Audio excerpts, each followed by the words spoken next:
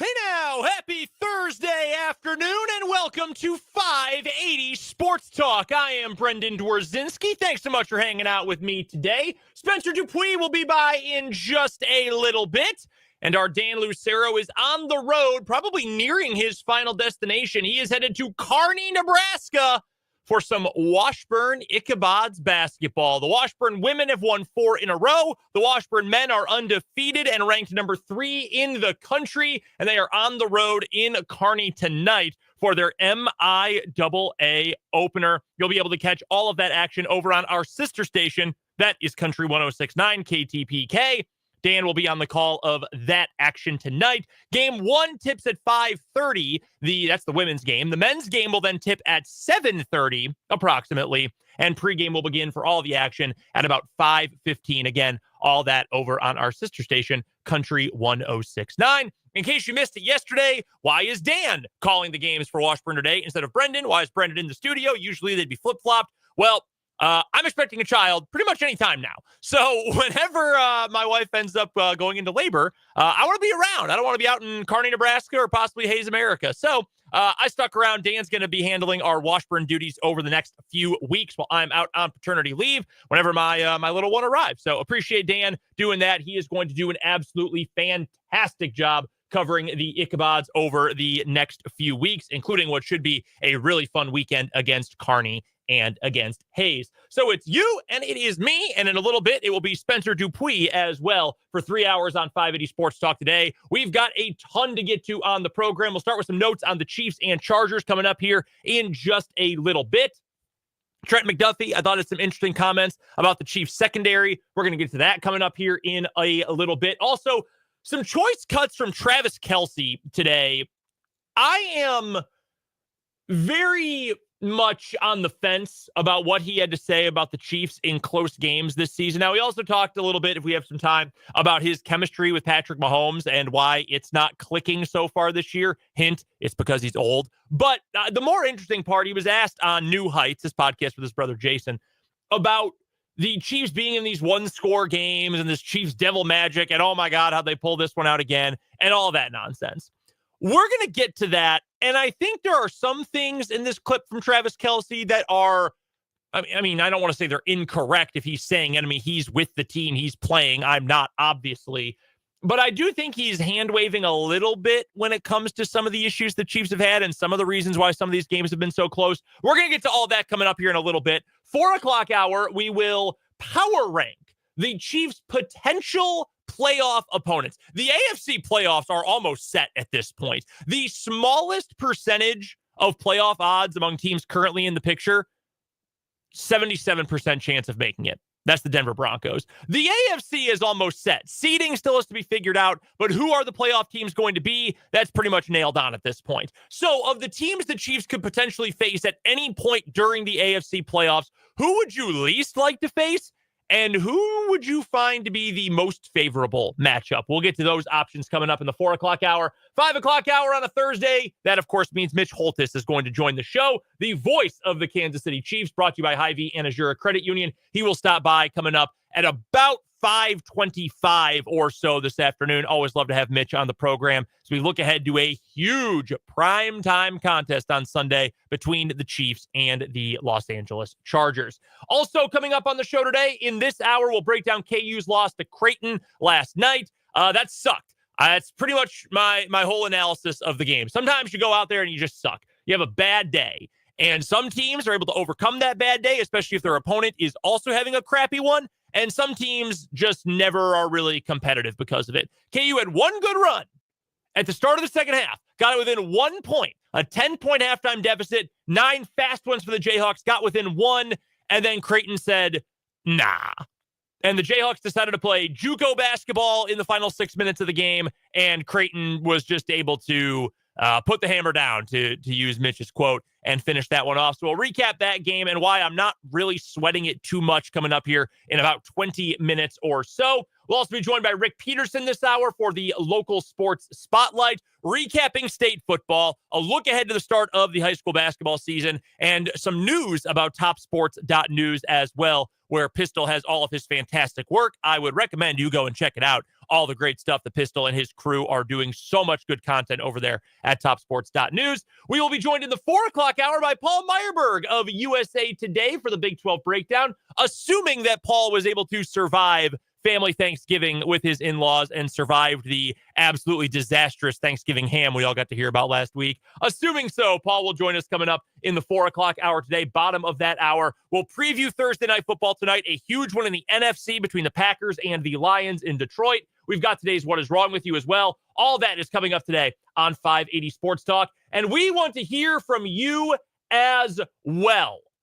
Hit us up on the text line, 785-272-9429. We have had some technical difficulties with the text line recently. We hope to have that up, running, good to go today. So send in those texts. Again, 785-272-9429. You can also, as always, find us on YouTube. 580 Sports Talk is the name of our YouTube channel. Just head over to youtube.com, search 580 Sports Talk. Subscribe to the channel while you are there. If you haven't yet, there's all sorts of great video content. Our Chiefs Instant Reaction shows. Dan and Spencer will have one of those for you. Maybe I'll be around. Who knows? Coming up on Sunday. I'm kind of, just figuring it out day by day at this point. So go check that out Sunday night after the Chiefs and Chargers are done. We'll have the Chiefs Instant Reaction show. Every time we go to KU or to K-State for a game, we've got instant reactions. Obviously, the Daily Show, shorts, Immaculate Grid with Dan, all sorts of other fun content over on the 580 Sports Talk YouTube channel. Got 683 subscribers. Appreciate you guys. If you haven't subbed yet, go check it out on the 580 Sports Talk YouTube. And then you can comment along with the show.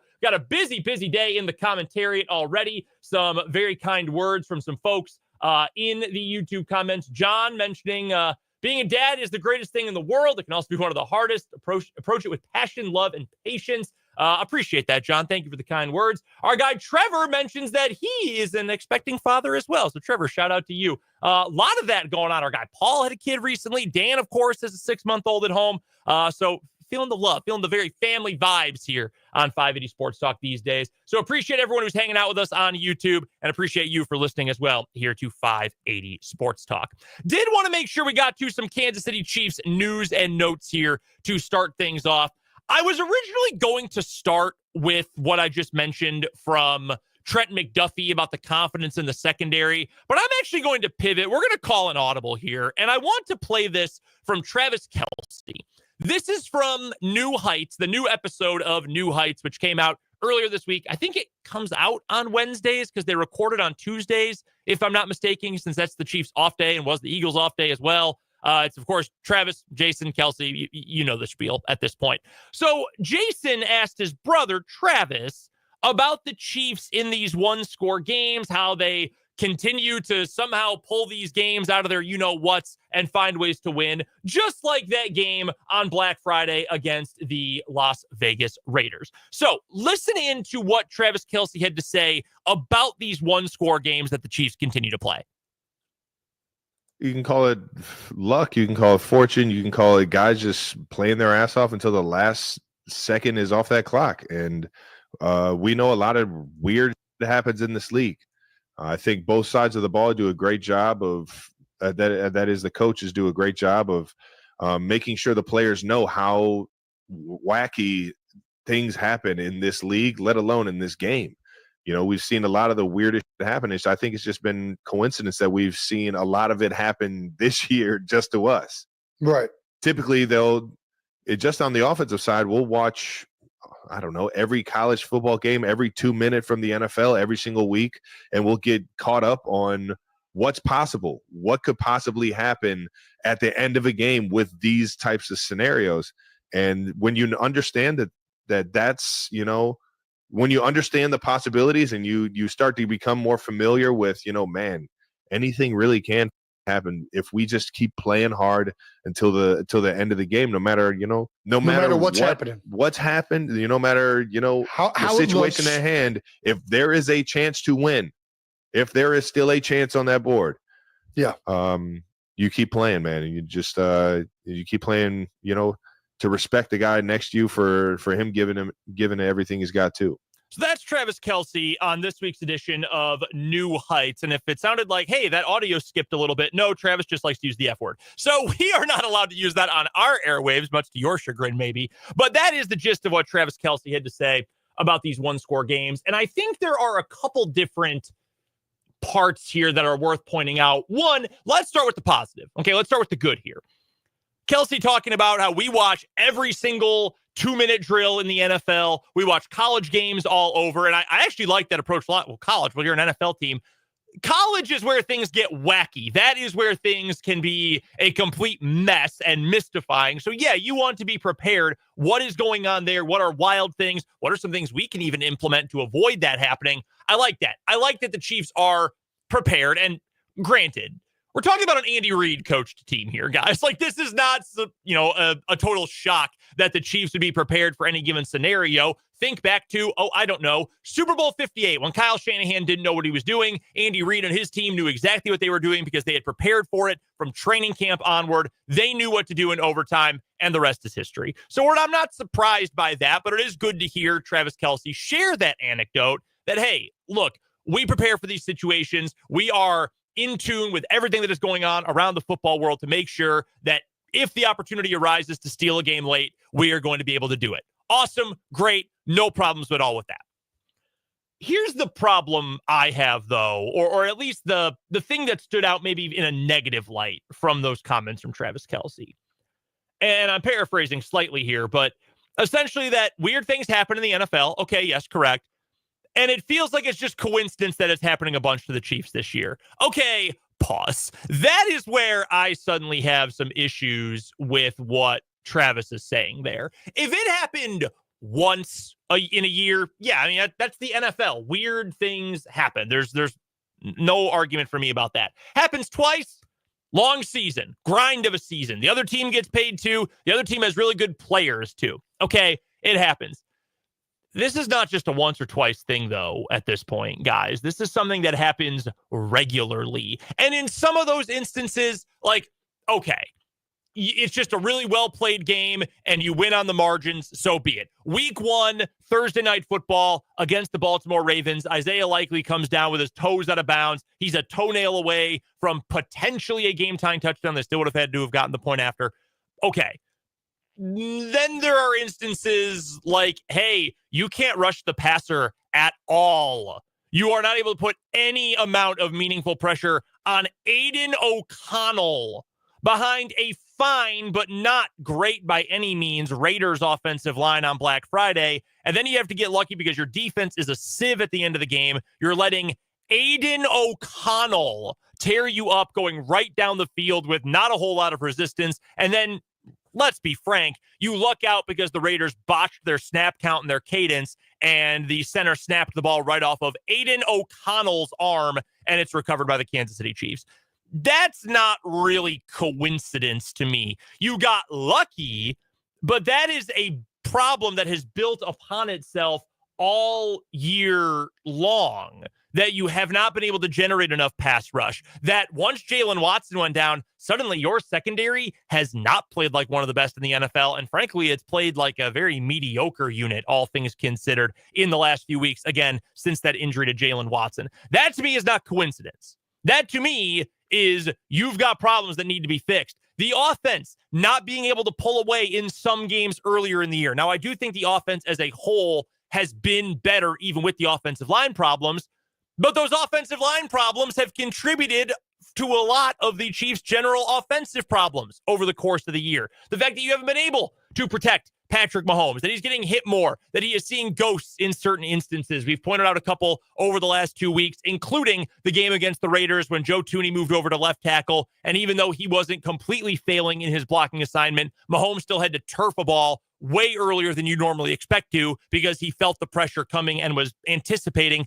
pressure was going to get home off of his blind side. These are things that, to me, are where I disagree with Travis Kelce. I do not think this is coincidence that, oh, man, we've just had a ton of one-score games. Wow, isn't that wild? The game against Carolina where some guy struggled, Bryce Young was playing out of his mind. Okay, fine. The game week 1 against the Ravens. Okay, fine.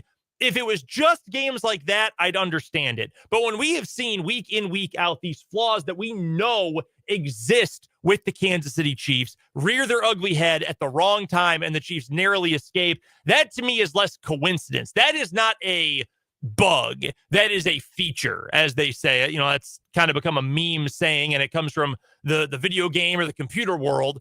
But That's not like, oh man, this is something we just need to patch up and fix. No, that's part of the team at this point, that they don't generate enough pass rush, that they don't protect from the pass rush enough, that they have given up too many chunk plays to below average quarterbacks. And as much as I like Bryce Young, and he's played really well the last 2 weeks, he is still certifiably one of the worst quarterbacks in the NFL until further notice. Aiden O'Connell, certifiably one of the worst quarterbacks in the NFL until further notice. And I don't think that notice is ever going to come for AOC. So I think that this is a little hand-wavy, and I'm not expecting Travis Kelce to throw his team under the bus by any means, but I think we need to be a little bit more, not harsh necessarily, but think a little bit more critically about why we have gotten to this point and why the Chiefs have won these one-score games. The preparation, the expectation that something could go awry, yes, that is an element of preparation that the Chiefs have that other teams just don't.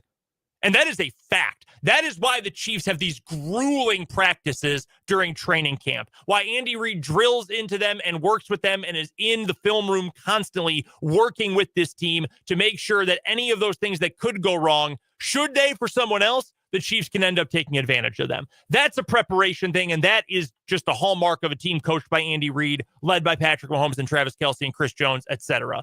The reason why you're in those one-score games in the first place, though, that I think is a bigger problem, and I don't think that's nearly as much coincidence. I think that's a lot of the Chiefs have some real flaws in this team. You're just hoping you can stave them off for as long as possible and not have them turn into fatal flaws for this team. I did mention that the Chiefs secondary has not played well. We know that. We've all watched it. And it corresponds pretty directly with when Jalen Watson got hurt a few weeks ago.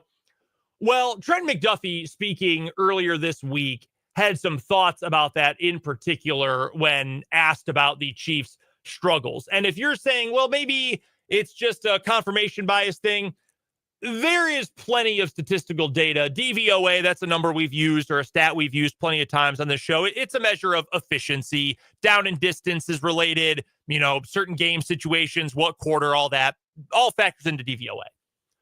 In weeks 1 through 7, the Chiefs had the 4th best pass defense DVOA as a team in the NFL. In weeks 8 through 13, the last 6, 29th. There's only 32 teams. Not a great spot to be if you're the Kansas City Chiefs in those last few weeks. Does it come down to confidence? This is from Trent McDuffie yesterday. Quote, I think the big thing for us moving forward is just making plays on the ball. A lot of times we're in the right position and something little happens where the other team happens to make a play. Going into this week and moving forward, I think the defensive back room has to just get that confidence back, trust each other, go out there and play like we always play. If Joshua Williams can go forward playing like he did this past week against the Raiders, I actually agree with Trent McDuffie. I think it's a matter of consistency. I think it is a matter of confidence. I think it is a matter of trust in one another, and I think this team will be fine.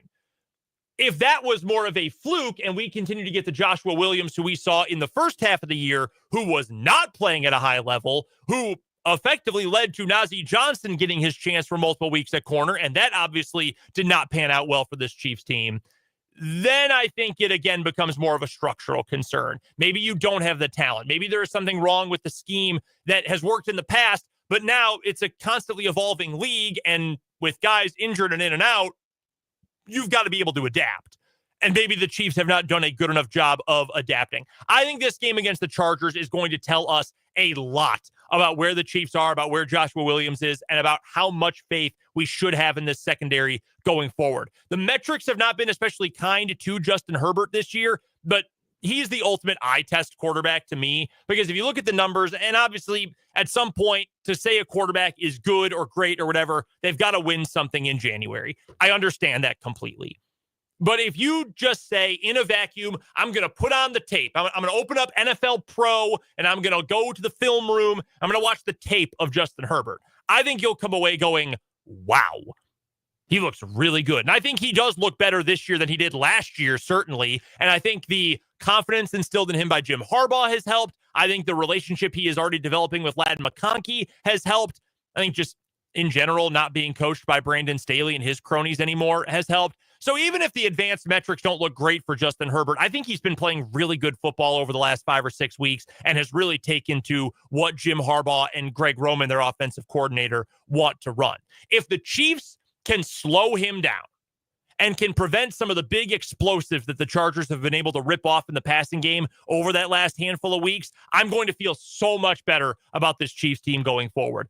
If Justin Herbert, though, has one of those 300-yard games, he hasn't been that guy because there hasn't been a lot of passing volume by the Chargers this year. But if this is a game where the Chargers feel like, hey, we saw something on tape, we want to pick apart the Chiefs through the air, and they are able to do that, my concern level is not going to drop at all. I'm still going to have some worries about A, the recent play of Trent McDuffie, and B, about Joshua Williams as that CB2 spot on the outside.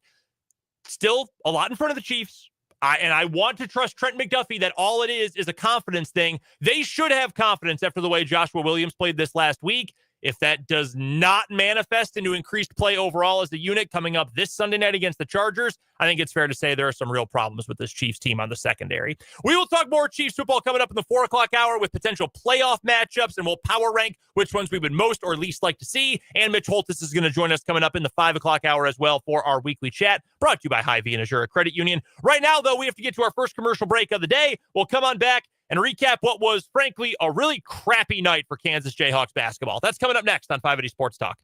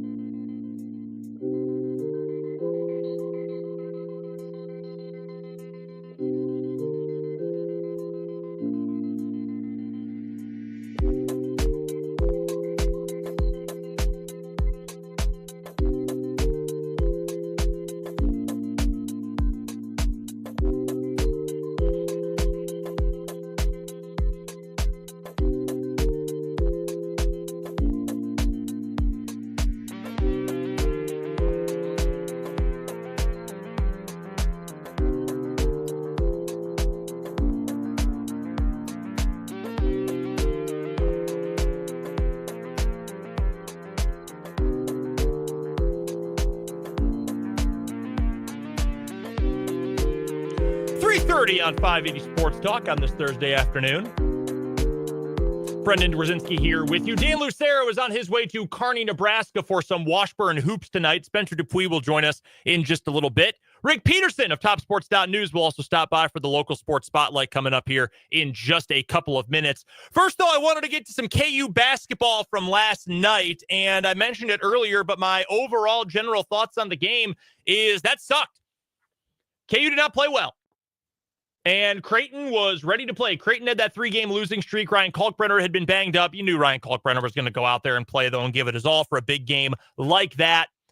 And Creighton was more game than KU was. The Jayhawks, I thought, struggled. I thought at the very end of the game, what they were running offensively, or lack of what they were running offensively, was pretty abhorrent.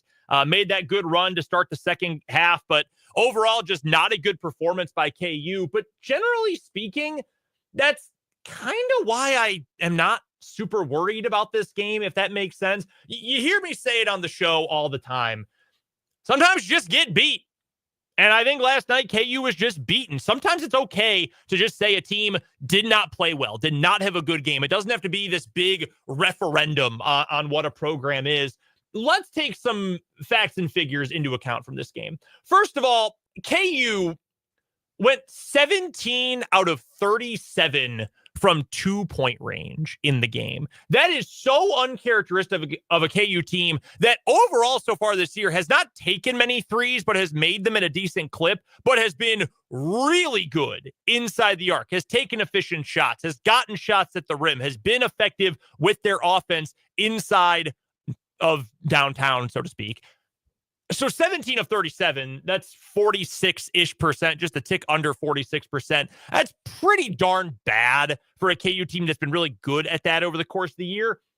I don't think KU is going to be that bad near the rim or just in general from 2-point range over the course of the year going forward. And frankly, I don't expect nearly as many bad 2-point mid-range shots the rest of the way. I thought what KU ran at the end of the game was just gross, honestly. I mean, that's no slight to the JUCO ranks for college basketball, because there's a lot of good players there. There's some teams that run some really good stuff. We've got some teams in this state, both men and women, who have absolutely incredible JUCO teams. But that is what some coaches refer to as JUCO ball.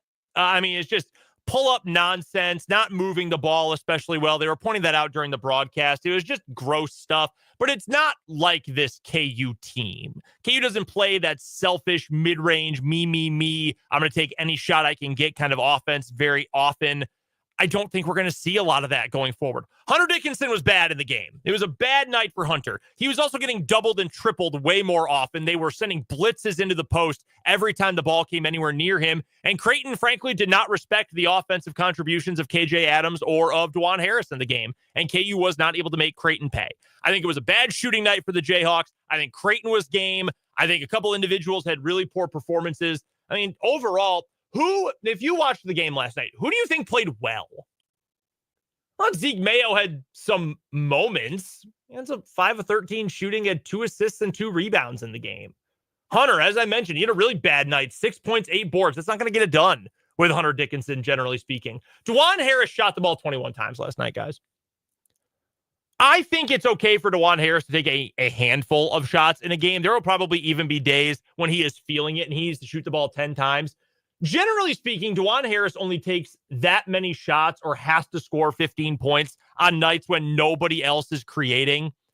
Reminds me a little bit of kind of a twisted version of that team when Jalen Wilson was the best player for KU 2 seasons ago. The team that lost to Arkansas, the Gritty Dick year at KU, when there would be some nights when just no one was playing well. So eventually it would just be, hey, Jalen, go do something, make it happen. And he did, because he was an All-American that year, and he was absolutely fantastic. DeJuan Harris is not the same kind of offensive player that Jalen Wilson was or is now in the NBA, and that's fine. I'm not trying to say they have a similar game, but those sort of games, when Harris is shooting the ball that often, it feels like he takes it upon himself, puts the weight of the world on his shoulders, that he has to go create like crazy if KU wants to find any sort of offensive success. He went 6 of 21 from the floor. You're just not going to win many games when he's playing like that. He was 3 of 9 from 3. He was 3 out of 12 from 2-point range last night. That A is just not going to happen, and B is not a recipe for success. So it was unfortunate and maddening, frankly, that KU played that poorly. But I also don't expect KU to play that poorly very often. So I'm not worried about it. Sometimes you're just the worst team on a given night. Creighton was more game than KU was. Creighton played better than KU did. And the Blue Jays shot the ball really well, made 12 3-pointers in the game. Papa Isaacs went 6 out of 9. Run him off the 3-point line a little bit better, but what are you supposed to do if a guy like that, who's not a crazy good 3-point shooter, makes 2/3 of his shots and takes 9 of them from beyond the arc? You get beaten sometimes. Play better next time. That's what it comes down to for me. Bad night. I don't think this is a bad team. I still think this is a championship caliber team. And hey, by the way, they're not even the only team who got upset on the road last night in the top 2. Auburn lost last night to Duke. In fact, 3 different undefeated teams lost last night. Columbia from the Ivy League, they also lost. Don't fret too much as of yet. Bad game. Flush it out. Go beat up on Mizzou this weekend. I think things are going to feel a whole lot better. Everything is still in front of this KU team. Coming up next, we've got Rick Peterson joining us, the absolute best of the best when it comes to covering all things local sports. From TopSports.news, he'll join us for the local sports spotlight after this commercial break right here on 580 Sports Talk.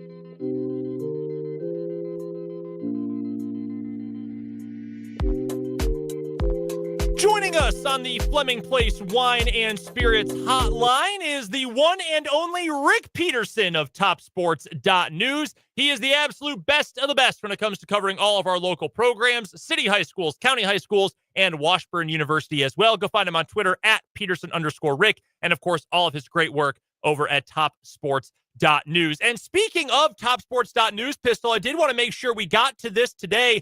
Some big news over there at the website right now for you and the rest of the crew. Would you like to tell us a little bit about what you guys are working on, or what the big news is over at Top Sports? Well, we're going through a challenge right now with the kind of the brainchild of this organization, Bill Griffin, going through a cancer fight. And that needs to be his biggest priority right now, of course. So he needs to kind of step back a little bit. And so we're kind of looking for somebody to either take over the management of the operation or buy the rights to the operation. And we're just putting it out there and see where we're going with that. I'm very confident that we can keep it going. We know we could keep it going till through the school year and to the 1st of June. And I really feel good about the future still. I'm ready to go. So I think we'll just keep doing what we do at this point and hope for the best.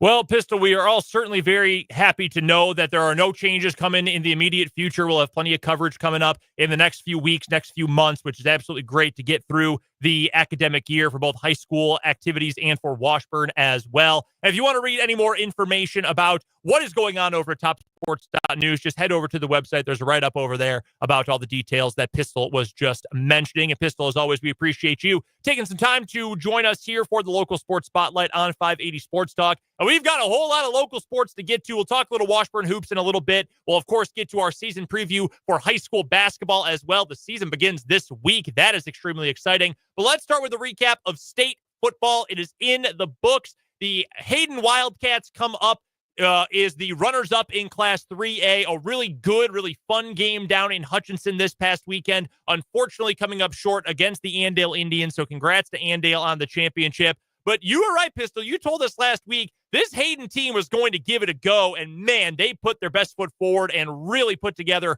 a strong effort before coming up just short against Andale. Yeah, they were up 19-12 at the half. They looked good, and then that third quarter just kind of did them in a turnover, costly turnover, and then as everybody in this state knows, you open the door for Andale, and the Indians are going to take advantage, and that's exactly what they did. But that was even though Andale kind of took control in the second half, that was still their second closest game of the year. So give Hayden some credit. And I tell you what, I expect Hayden to be very, very, very good again next year. For you, Pistol, because I know, especially if you're talking pro sports or high-level college sports, there are some programs that, it's championship or bust, or for some teams, if they're an upstart, even if you don't make it all the way to the championship, if you make a decent playoff run, that's still a successful year, even if you came shy of your ultimate goal. For this Hayden program, it's hard for me, even though they expected they could win a state championship, and they proved on Saturday they could win a state championship. It's hard for me to say this was anything short of a wildly successful season. Do you feel the same way? Just to get to the game for a state championship, I feel like that has to be a successful year for pretty much anyone. It was a wildly successful year, but then again, I know, knowing Bill Arnold like I do, he's never, he's won state titles in football and baseball, and that's always his expectation. And like he said, he told our Todd Furtick after the game, in a few weeks you feel good about it. And they're probably to that point now. They're starting to get to that point. They're feeling good about it, but hey, you want it to hurt. I mean, you want it to hurt because that just shows what everybody in that program has invested in it. But like you said, just a great, great year. Rick Peterson is our guest. He covers all things local sports for TopSports.news, and he joins us every Thursday at this time for the local sports spotlight here on 580 Sports Talk via the Fleming Place Wine and Spirits hotline. Any other scores or games from around state championship weekend really catch your eye, Pistol? Well, the Nemaha Central Southeast Saline game was a wild one. Mm-hmm. Hey, the Manhattan Gardner Edgerton game was a wild one. There were several that go into that category, but that's what you expect. I mean, if it works like it should, and I think in this case, in most cases, it did. You want your two best teams playing on that final Saturday. And in most classes, I think that happened this year. Yeah, the Southeast of Saline versus Nemaha Central game, that one was crazy. Both games you mentioned were absolutely crazy. But it's always especially wild when a team gets knocked off from the perch, right? And Nemaha Central had 1-2 in a row. They had that long winning streak going into this year. That's a really impressive effort by a Southeast of Saline team, Pistol, that I'm sure you know has won a lot of games but come up just shy each of the last couple of years. Those are two really good programs, and between that 2A game and 6A, among other classes, have a feeling we're going to keep hearing a lot of these same programs coming up in the next few years playing for titles as well.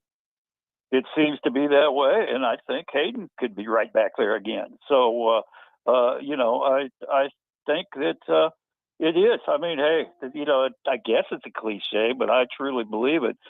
Tradition never graduates, and I think that's the way Hayden and a lot of those programs you just mentioned feel.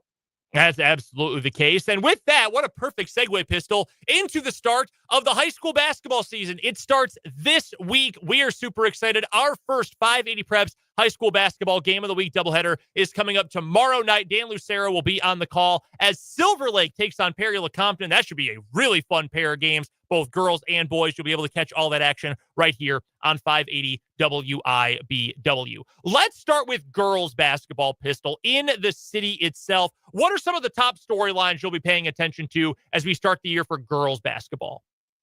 Well, first of all, and we just kind of mentioned it with tradition, you start with Seaman, the defending 5A champs, and the 6A and 6A Washburn Rural, which goes to, has been to 3 straight 6A championship games with a title. Then you go Silver Lake down in 3A. Now they lost a ton, but they're still going to be very good. And Hayden was third in 3A last year, and they're going to be very good. The other storyline that I'm really interested in is Kansas legend Ron Slaymaker taking over that Topeka High program. So a lot, as always, a lot to pay attention to. The addition of Ron Slaymaker to that coaching staff, Pistol, at Topeka High is so fascinating to me because he has won so many games and championships and titles and trophies over the course of his career. And to come to Topeka High, and after such a successful career in Emporia specifically, they named a court for him at White Auditorium, Pistol. He's obviously a legend of the game, a Hall of Famer, as you mentioned. What do you think are going to be some of the unique challenges to have, a seasoned career like he has had, to be one of the older coaches now in Kansas high school basketball, taking over a Topeka High program that is trying to return to the glory of just a couple years ago? What are some of the unique challenges you think that Topeka High team will face? Well, I think I expect them to be much improved. And, their best players last year were underclassmen. They had a very good freshman in Haley Carroll. And I want to say, you say, okay, Slaymaker's 87. Is he going to be keep up with everything? He also added a very, very, very good assistant in my opinion, in Pat Denny, who had a lot of success in his own right as a head coach. So I think that will help too. But I look them to be, I think they won 5 games last year. I expect them to at least double that this year. Absolutely awesome to have Coach Denny back in the capital city as well. On the also in 6A, I did want to ask about Washburn Rural. What is it going to take for that rural program to get back to another state championship game, what would be 4 in a row? Obviously, that would be an absolutely remarkable feat to have that championship during that run from a couple years ago, like you mentioned, Pistol. Do you think that Kevin Bordewick's group has the talent to make another run to another state title? Yes, I do. They start with a star, Maddie Vickery, who's only a sophomore, but one of the absolute best players in the state.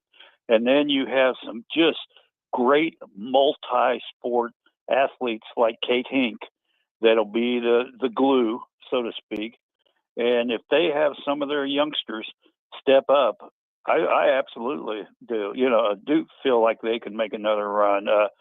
Kevin Bordewick's won whatever it is, like 2,000 games or something in volleyball and basketball, and then he was the top assistant for Bill Hannon when Bill Hannon won 3 titles. So he expects. We talked about Bill Harlan. I guarantee you, Kevin Bordewick doesn't expect anything less than a run in the title. On the boys' side of things, I want to start specifically with the United Kansas Conference, and it's going to be a great year for some of the teams in the city of Topeka in that league. You're looking at Topeka West, which should be really good. Shawnee Heights under Coach Darding is obviously going to be very good. That conference has 5 of the top 10 teams in Class 5A to begin the year. I mean, how deep is that relative to some of the best leagues that we've seen over the last couple of years? That's a great league. And I always go back to when Shawnee Heights made the decision to be the first city school to go to that league. Boy, there was a lot of naysayers and a lot of people, what the heck are they thinking? And now it seems like everybody wants in that league. I think they're up to 9 now. I think they might continue to grow. And it's just a very good league. And it's such a tough league that it gets you ready for postseason. And Piper played for the title last year. Shawnee Heights had a very, very, very good first-round game with Piper. Baser and Linwood's always good. And you mentioned the city teams. I like that league. I wanted to ask to make sure we get to Highland Park, because it just feels like Highland Park every year, they're going to have a ton of talent. They're obviously super well coached with Michael Williams, and they're going to make a run to a state championship. That's just what Highland Park basketball does. Well, let me ask you the same question. We know Ja'Cory Robinson's back. He's going to play Division I basketball. We know Mikey Williams is back. He's an incredibly talented player. He'll go play college basketball somewhere. Is this another state championship contending team from Highland Park? Yes, most definitely. And, 2 years ago, and Coach Williams and I've talked about this a lot. 2 years ago, we thought they didn't play their best at state. Last year, it was one of the better games I've seen. The semifinal game between Highland Park and Cape and Mount Carmel. Both teams played very, very well, and Highland Park played very, very well. It's just Cape and played just a tad better and went on and won the title. So I definitely think those two teams I just mentioned would probably be right back there at the top going for a title. Rick Peterson is the best of the best when it comes to covering all things local sports here in Topeka and Shawnee County. Go find his tremendous work at TopSports.news. And, of course, check him out on Twitter as well at Peterson_Rick. Pistol, we appreciate the time, my friend. We'll talk to you soon. Look forward to it. That is the great Rick Peterson joining us here on 580 Sports Talk. A little short on time to talk Washburn today. That's all right, though. We'll talk some Washburn hoops later on. We've got to get to a break. We'll get to some either or over under next here on 580 Sports Talk.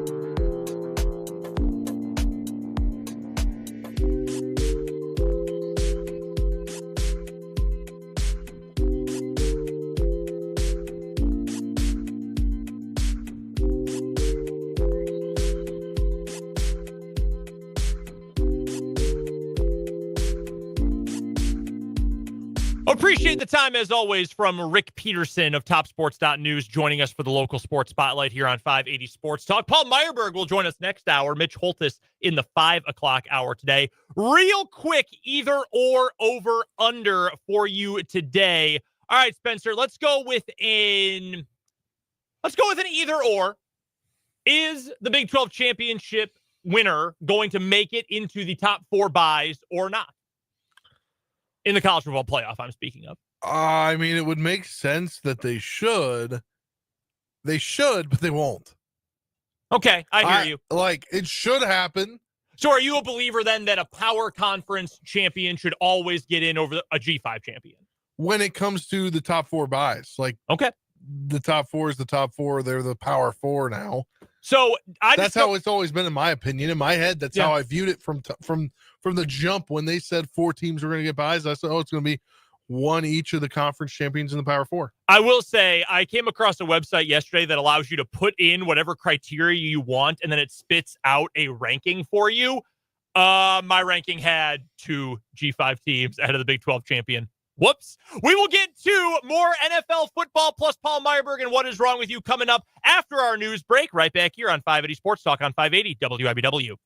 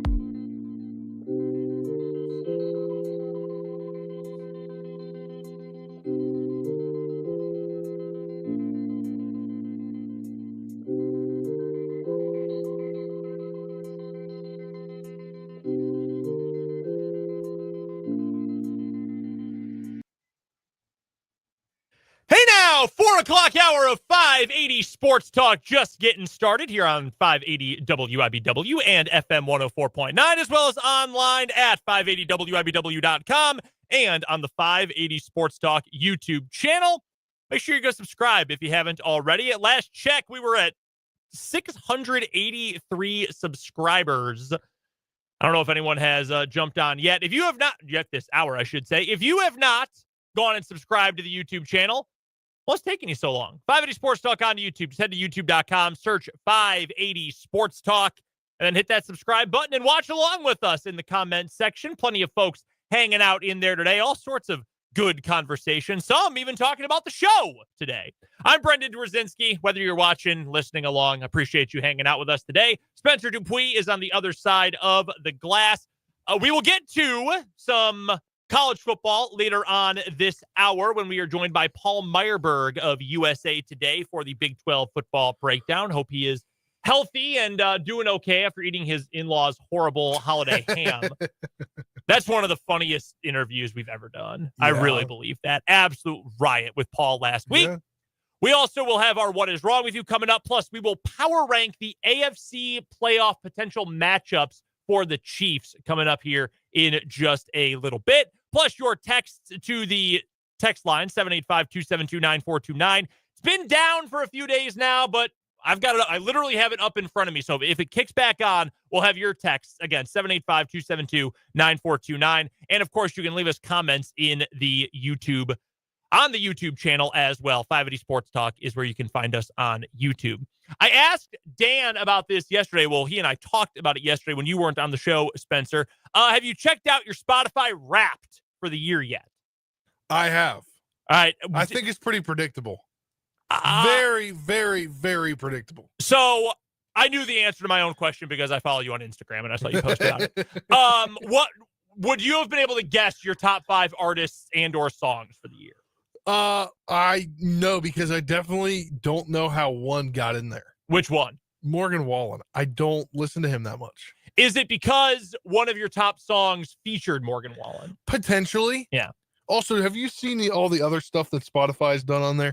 They have the AI podcast talking about your year. No, I have not. No, I'm out. I see AI. I'm moving on. I can't do it at this point. Have you listened to yours? Yes, my girlfriend and I sat in bed last night and listened to each other's, and it was pretty dumb. I'm not. It was powered by some Google LM Note or something. I don't know. No, I'm out on the AI. I'm all the way out on it. But I did get our show's podcast, Spotify podcast. Are you telling me, Spencer, that you can check out 580 Sports Talk on Spotify? Yes. Wow, that's amazing. I bet you can listen to every single hour of the show one by one whenever you want on Spotify. Yeah. Wow. Especially like if you hopped on and you missed like maybe the first half hour of the show. Well, when the show's over, you know what you can do? You can go to Spotify, look up 580 Sports Talk, and you'll scroll down a little bit and find hour 1 and then listen to it. While you're there, rate it 5 stars. Incredible. But found out that a 30% of our listening audience is between the ages of 45 and 54. All right. And 30% is also between the ages of 18 and 24. Shout out to the young audience listening to our podcast. The youths. Yes. And then 10% each for 25 to 29, 30 to 34, 35, 44, and 55 plus. We're hitting everybody. We are. Everybody's listening to 580 Sports Talk. We appreciate you guys who are. We haven't been on Spotify for super long, but we are on Spotify. There's a bunch of different ways. It is literally impossible to not know at this point how to listen to 580 Sports Talk anytime, anywhere. Live, on the YouTube Live, on our website, 580WIBW.com under the podcast tab, or on Spotify just by searching 580 Sports Talk. We are going worldwide. We've got a comment here from Mark B on YouTube. BD, you might be out on AI, but I guarantee it ain't out on you. That is correct. It's everywhere. I have not deleted my Twitter account. I still use it.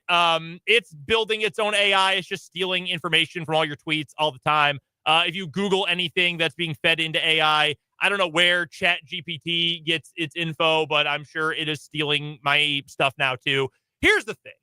I know you are correct about that, Mark, and everyone else who points out, well, it's not going anywhere. I know, but that doesn't mean I have to like it, because I don't. I, in fact, really don't like it whatsoever. So I'm going to avoid it as much as I possibly can.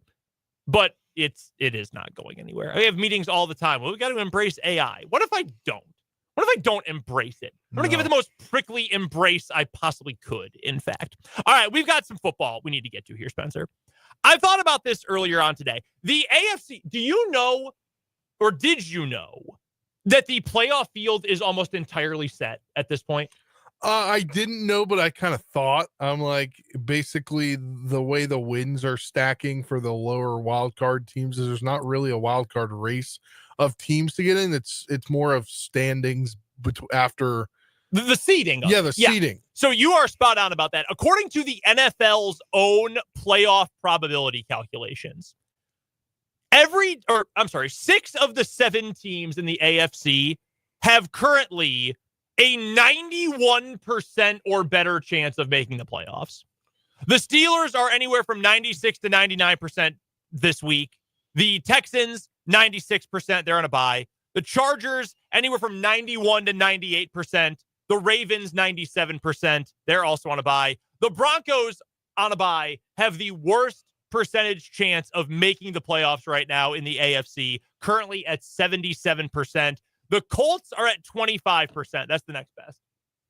The Dolphins, Bengals, Browns, Titans, Jets are all technically alive, but realistically, nah, it ain't going to end up happening. So the playoff picture is mostly set. It's just a matter of seeding at this point. The Chargers are 8-4. The Ravens are 8-5. The Broncos are 8-5. Those are your wild cards right now. Texans in the South, Steelers in the North. Bills have already clinched the East. Chiefs have already clinched the West. Congratulations to our old pal Marco Marquez on his new Division Champions t-shirt. That's one of my favorite 580 Sports Talk inside jokes. That was well before you. You never probably have met Marco. Nope. Marco was our board op and producer for a handful of years. Absolutely. Was that after Britt or before post Britt? Yes. So when Britt moved to other roles here at the station. So Marco was our intern for a while. He was, I think, a freshman when I was a senior at KU, maybe a sophomore when I was a senior. He was our intern for a bit, and then we brought him on as our producer after that. And then he went and worked for radio in Kansas City for a while, and he's moved on to some other opportunities now. But one of my favorite things about Marco, he worked his ass off. Absolutely. Worked his ass off all the time.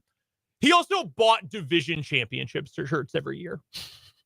Like, once you win a Super Bowl, it's like, okay, I'll get a Super Bowl championship t-shirt. Or if you're a KU fan, you get the Final Four shirt. I'm not worried about making the tournament. I'm getting a Final Four t-shirt. Yeah. Marco bought division championship t-shirts. I did one year. I think it was, I guess I didn't buy it. My mom bought it for me in freshman year of college when the then Redskins won 2016. They won the East. Okay. See, and that's something that doesn't happen. Mm-hmm. And it hadn't happened since 2012. And then it was like, it's not like a normal thing. Yeah. The Chiefs have won, 9 straight now? 10 straight divisions? All right. You got to wait to win the Super Bowl at this point. When the Cubs went to the World Series, I bought an NL Champions and World Series Champions t-shirt. Yeah. They hadn't even won the National League since 1945. I bought I take 2012. I bought the Nats division shirt. Sure. But that was the first real taste of even playoff baseball for them. Sure. Really? Not quite the same. Yeah. But yeah, shout out to Marco. Absolutely tremendous guy. Big shout out to our guy Marco Marquez. My mom did go wild and buy me Nationals World Series stuff. I mean, you got to celebrate that. Like, it was while I was in college. So then I came home for the parade and there was like just everything you could, keychains, shirts, hoodies. Oh yeah. Wristbands. No, I respect yeah. that. Absolutely. All right. So with that in mind, since we know who the teams that are going to make it to the playoffs are in the AFC, let's power rank the potential matchups for the Chiefs. So who would be the teams, or what would be the potential matchups? And I'm not saying, if the Chiefs are the 1 seed and they don't play till the second round, just of the teams that they could, in theory, face in the playoffs at some point. Who would be the team you'd least like to see? Who would be the matchup that you'd be the most comfortable with? So let's start then, Spencer.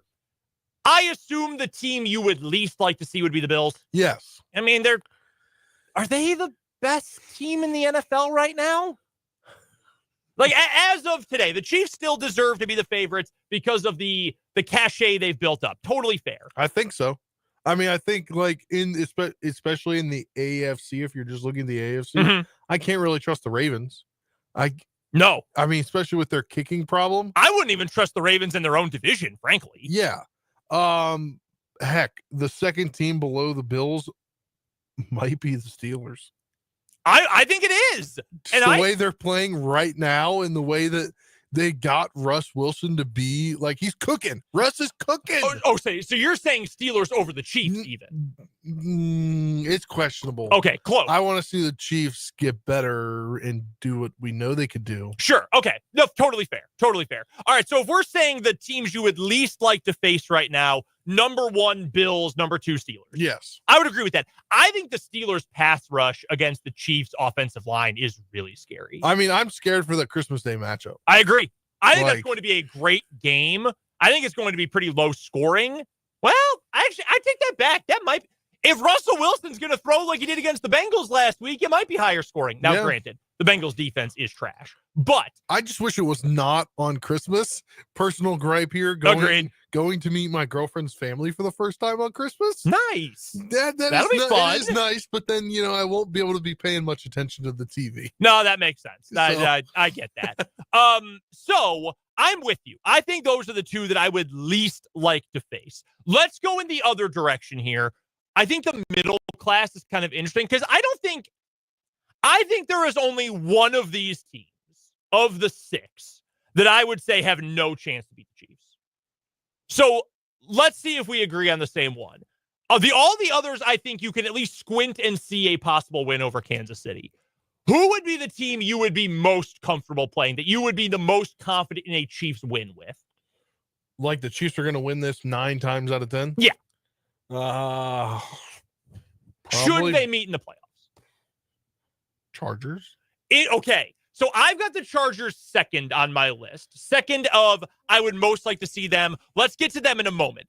I would go with Houston. Okay, I was thinking that, and then I'm trying to go see who they won and what their differential was and thinking about it compared to the Chiefs. And, I mean, we'll get to see this coming up here in a week or two. Right, we will, right before Christmas. In fact, that's Saturday before Christmas. Yeah. So the reason why I would say I'm more comfortable facing the Texans than I am the Chargers, one, divisional opponents, you see them all the time, and even though it's a new coaching staff, there is a lot of history there. Those games are often close. What right now is Houston doing well? I don't know. Right, like they win. They're going to win their division, but because their division stinks. Sucks. Yeah, it's awful. Exactly. Yeah. Like the Colts are kind of lingering, but no one is scared of the Colts right now. And I mean, they don't even know what to do with their quarterback situation. It's like a few weeks we're doing this, then a few weeks we're going back to this and this. My thing is this, like stats wise, I'm a big proponent of just looking at pure stats and seeing can a guy actually do something or how far can they keep this going throughout the year. Last year I feel like the Texans were the talk of the AFC, and Stroud was playing out of his mind. Yeah, and I picked him on my fantasy team this year, and guess what? He hasn't done once this year. Been all that good. He has had moments, especially early in the year. I thought he looked really good. Then Nico Collins got hurt, and it turned out, maybe Bobby Slowick doesn't actually know what he's doing. Why are you spamming the run game as much as you are? I still like the future for Houston. Like if we were buying stock, Spencer, in teams long term, hey, let's draft 2 teams each around the NFL that we're going to buy stock in for the next 5 years. Houston would still be near the top of my list because I do think Stroud is very good, even though he's hit a bit of a sophomore slump. I still I like their wide receivers a lot. I really like Nico Collins, really like Tank Dell. I like DeMeco Ryans. I like what he's doing defensively outside of the Azeez Al-Shaair thing. But I think they're really beatable. I would probably pick any other team in the playoffs to beat Houston right now. I think I confidently would. And because they've been propped up by such a bad division. So I would go Chargers second because I like Jim Harbaugh. I think he's a great coach. I like Justin Herbert. I like some of the pieces they've put in. I think they're lacking talent still. I think they've got too many spots where they're just lacking talent. offensively especially. Yeah. Like, outside of Ladd McConkey, their next best wide receiver is Josh Palmer. Maybe Quentin Johnston. Like, yeah. So I would put them next. So then in the middle class, how would you rank right now Ravens Broncos? Because I think this is a fascinating question. It really is. I don't know. I watched the Broncos really, I guess, extended for, the Broncos play. Have they played the Chiefs yet? Yes, they played. That was the game where the Chiefs blocked the field goal. Oh, yeah. I didn't get a chance to watch all that game, but I watched their game against Cleveland last week. Oh, no, Monday night this week. Yeah. Monday night, December. Yes. Everything feels like it's so far. It's December. It's between Thanksgiving and Christmas time just ceases to exist. Bo Nix really has impressed me these last few weeks. Playing well. You look at the numbers, maybe not great, a 1 touchdown and 2 picks in that game, but still, like, I'm pretty impressed for what he does, and I think I'd take the Broncos, having to face the Broncos. Dude, I'm Ravens. leaning the exact same way because their defense is good. Yes. They're playing smart. Now, but also specifically against the Chiefs, I feel like their defense is pretty good against the Chiefs. And it's that divisional thing again, that they know them. They're familiar with them. Sean Payton and Andy Reid are super familiar with each other. The Broncos were in position to win before the worst blocking of all time on a field goal ended that game in the Chiefs' favor. I think there's a gap between, I think the Bills and Steelers are fairly close, but clearly the Bills on top. Then I would go a sizable gap before we hit the Broncos, but I think I'd put the Broncos over the Ravens right now too. I don't trust that Ravens defense at the moment. Well, they're playing better in some capacities, but not a lot. I still think you can get them through the air. Prove it to me, man. They've had too many lapses, I think, for me to trust the Ravens right now. So I agree with you. I would go Bills, Steelers, Broncos, Ravens close, but I'd give the nod to the Broncos because I think they're playing better football right this second. Then I would go with the Chargers, and then I'd put the Texans. When you've got the quarterback, it always helps, but I don't really think Houston's doing anything else well, and Stroud himself is not playing all that well right now either. Let's get to a timeout. We'll come on back. We've got today's What Is Wrong With You. Then we'll be joined by Paul Myerberg of USA Today. He'll stop by for the Big 12 breakdown coming up this hour on 580 Sports Talk.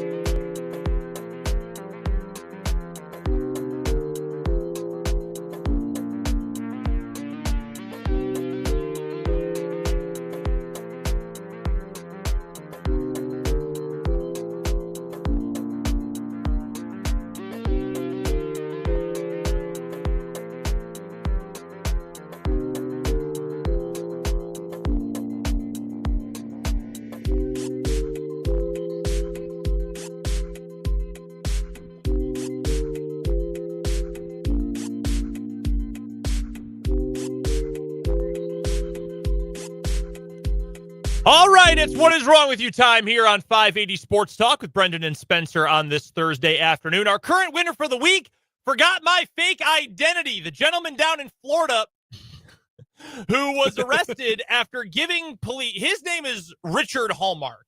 He gave police the name Robert Hallmark and then forgot all the other personal details of his assumed identity.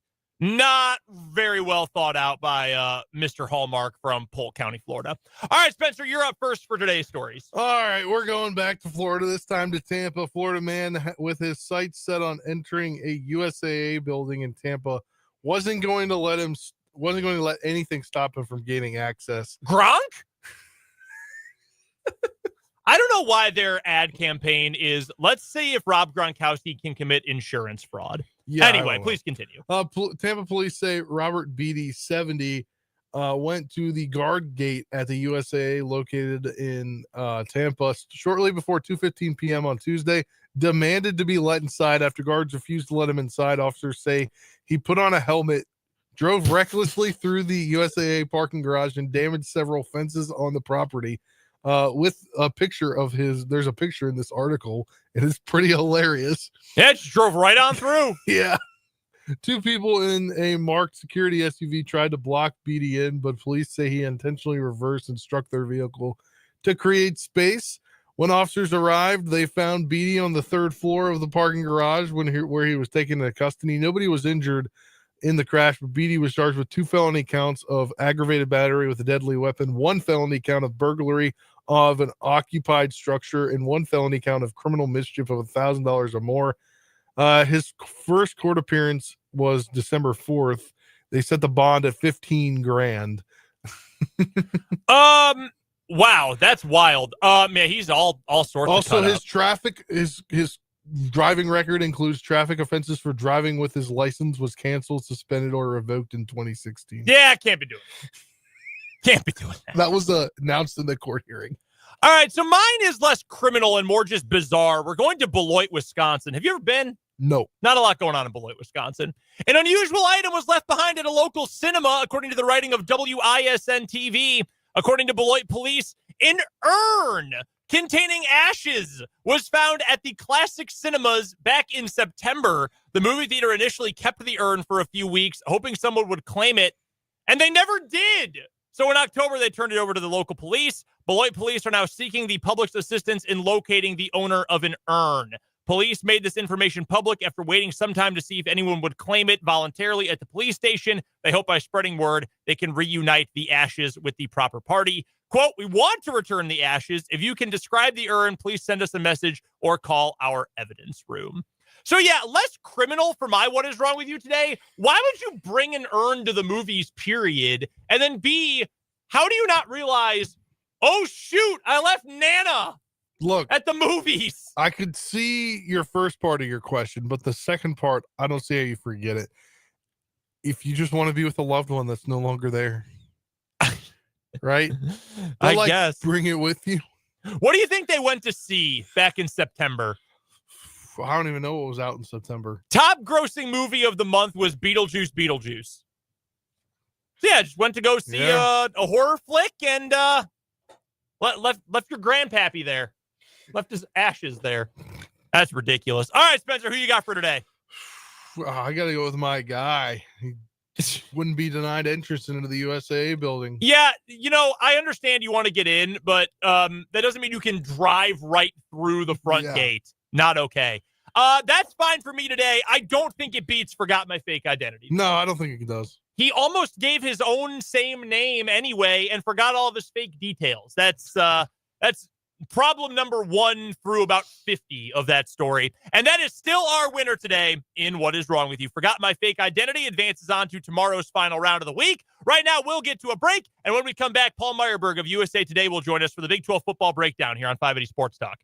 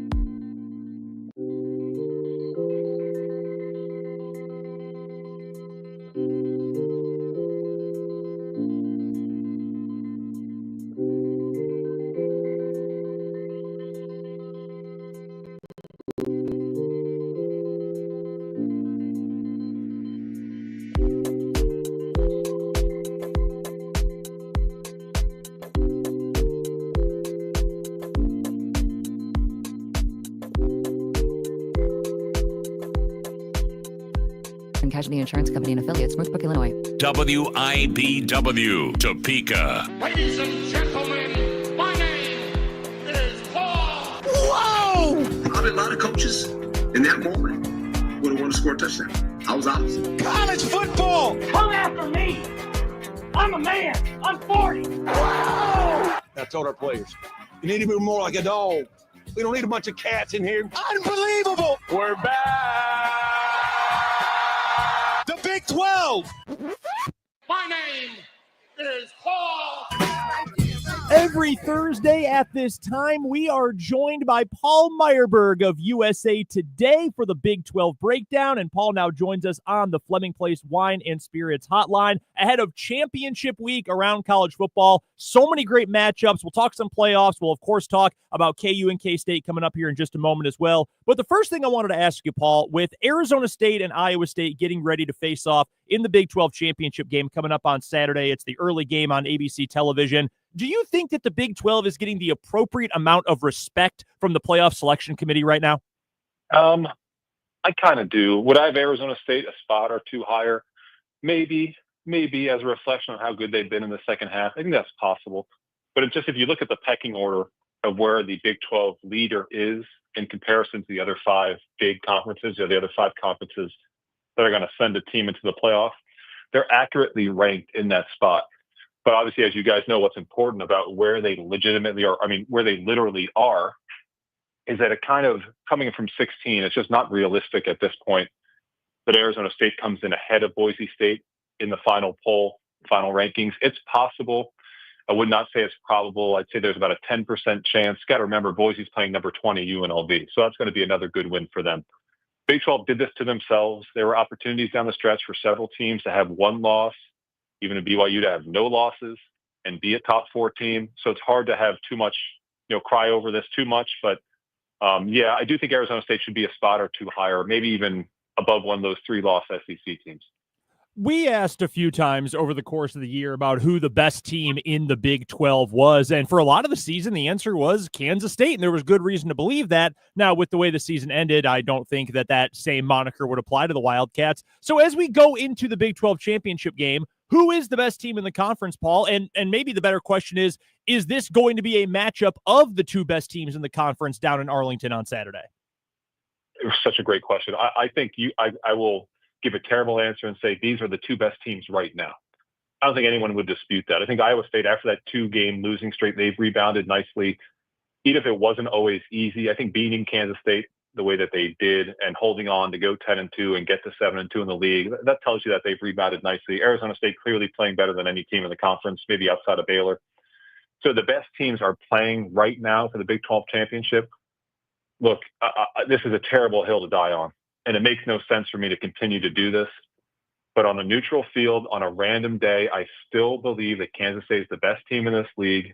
How things ended for them is, especially how they played on the road this year, terribly disappointing. Not Florida State level disappointment, not even NC State level disappointment, but a disappointment nonetheless. Because I still believe, having watched all these teams all year long, that on any given day, Kansas State would or even should beat every single team in this league. So the best team is going to get there right now, but I think Kansas State really, really did not live up to expectations even remotely this year. We're joined by Paul Myerberg, college football writer for USA Today, joining us on the Fleming Place Wine and Spirits hotline for this week's edition of the Big 12 Breakdown, a championship edition of the Breakdown. So before we get to K-State, because I do want to get to the Cats and how their season ended, let's get a game pick for the Big 12 championship game. It's going to be Arizona State out of nowhere, picked to finish last in the league. They're going to play for the conference championship, taking on an Iowa State team that for a while looked great, for a while looked anything but great at the end of the year. Who do you think is going to come away with the Big 12 title in Arlington this weekend? Yeah, really difficult game to pick because these are two fairly unpredictable teams. Is Arizona State legitimate? Is this a legitimate run? Are they just red hot? Could the magic run out at any moment? Is Iowa State the team that was 7-0 that had a penchant for magic? Or are they the team that lost 2 straight? Are they the team that rebounded? How I come down on this game, guys, is Arizona State should win this game. Their offensive balance is dangerous. Iowa State can't match that offensively. And if they can get the run game going, Levitt continues to do an excellent job protecting the football. They're going to be tough to beat, in my mind, in a game that could get into the 30s. Having said that, I think Iowa State's the more reliable team. November be damned. I think this is a team that's a little bit easier to predict. And more importantly, this is a program, a coaching staff, and certain players who have been here before, that have played in major stakes, have gone into Norman and won games, have been in the mix for a Big 12 championship. It's not as new to them as it is to Arizona State. There's obviously no home field advantage. There's going to be barely any fans in the crowd, as is in Arlington. So I'm going to go with Iowa State. But like I said, if Arizona State is on their game, it's a really tough matchup for the Cyclones. Part of me just believes that this moment is really big for Arizona State. I mean, I just think back to 2 weeks ago, the way they mishandled that BYU game. I just think this moment could be too big for them. And I think Iowa State is ready for this moment. All right, as for our local programs, we'll start with Kansas State. We've been talking about the Wildcats a little bit already. A season in which the program expected to at least play for a Big 12 championship, if not to win it, if not to make it all the way to the college football playoff. Obviously, this team comes up short. Things a little bit testy at the end of the year with Chris Kleiman telling some folks, look, 8 wins is still pretty good. Let's not overlook the fact that 8 wins is a good season. And while I think that Coach Kleiman, who's a great coach, is right about that, Paul, there were much higher, much loftier expectations this year. What do you think was the biggest reason why K-State came up short of what they were hoping to accomplish? Yeah, the answer isn't easy, because the truth is, if you look at the numbers and you look at this team, this was a better team than last year. I mean, their defense was dramatically better.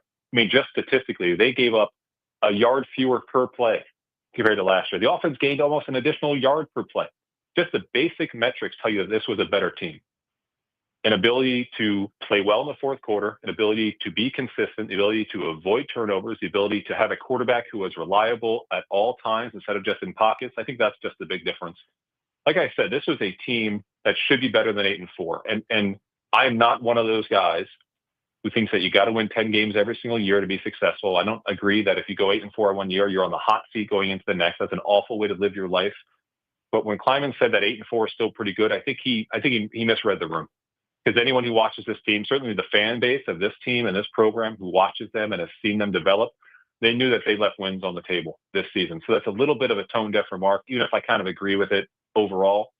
I just hope for this program that the takeaway from this year is no matter what, no matter when we're better than a team, no matter if we're better than a team, no matter when we are ahead in the game, if we're trailing, we have to stay true to ourselves. We have to embrace our identity as a tough, physical team that controls the line of scrimmage. I think at times they lost sight of that.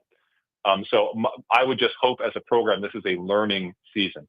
And if you go 8-4 or maybe 9-4 and you look at it as a quote unquote learning season, that says a lot about where you are as a program. But Kansas State cannot sell this as an okay year or a satisfactory year because they won 8 games. That's bogus. Totally bogus. The expectations need to be higher when your team is this good. You shouldn't be going 5-4 in a remade and kind of reimagined Big 12 that lacks a clear, definitive leader. Avery Johnson has all the talent in the world to be one of the best quarterbacks in all of college football. And even remember, Paul, going into this year, he was the Big 12 player with the shortest odds to win the Heisman Trophy. That's the kind of expectations that he was facing going into this year. And there were moments of greatness, and then there were also moments like in Farmageddon at the end of the year with that ridiculously bad safety he took, where it just makes you scratch your head and wonder, why isn't he quite living up to that billing as of yet? What do you think going forward, from the bowl game and practices in the upcoming weeks into next year, into maybe his senior year, what is it going to take in that time period for him to reach that ceiling, if it frankly is reachable at this point? I think the feeling is still there, guys. I think the talent is undeniable. And like you said, there were moments, and I don't want to say specific throws, but there were certainly specific quarters and more largely specific games where he looks like the guy we all thought he can be, or I don't think he can still be. That safety against Iowa State, as you mentioned, is very emblematic of the year for Avery Johnson. It's this feeling when you watch him that he has not been told, throw the ball away. He has not been told, don't do more than what you're capable of. It's almost like he doesn't understand yet where his limits are. That's a great thing for a young quarterback. It's also a bad thing. This is a coaching issue. It's not an Avery Johnson issue. I think the aptitude is there. Clearly, the athleticism is there. I think he has the arm to make the throws in this scheme. It's going to take an entire offseason of self-scouting, of self-evaluation to figure out, what do I do well? Where do I mess up? And how can I avoid the situations where I let things get out of control? Because too often this season, things just got out of hand for him. And just individually, like minute-by-minute plays, you could see moments where he lost his head. So that's got to be fixed. And I think an aspect of that is just simple experience. It's hard work in the offseason. It's film study. I still believe that he's an all-conference guy, potentially a Heisman contender before he leaves Manhattan. But there's some work to do. There's some cleanup to do. Remember, though, first year as a starter, you got to expect this. But looking forward with a changing cast next season, he's got to take on a role of consistent leader. And he really wasn't that this season. So there's a lot of growth that's needed, but you see the potential is there. And I'm still buying in on him. I think you just got to buy into the fact that this year was a learning season for him, just like it was for the team. This is the Big 12 Breakdown on 580 Sports Talk, and Paul Myerberg of USA Today is joining us via the Fleming Place Wine and Spirits hotline. You can check out Paul's phenomenal work covering college football around the country, Big 12 included, in America's newspaper, USA Today and usatoday.com. From about 45 minutes west of us in Topeka to about 35 minutes east, the Kansas Jayhawks come one game shy of bowl eligibility. They lay an egg against the Baylor Bears in the final week of the season and just get blown out 45-17. Last week, Paul, we were predicting that this KU team was going to storm into Waco, pick up a win, and then go win their bowl game as well later on this month. Instead, it's just a disaster to end the season. How surprised were you that KU looked that unprepared for a game that had so much on the line? Yeah, it was weird, right? Because this has been a team all year that had never got into this situation. They had never been in this situation.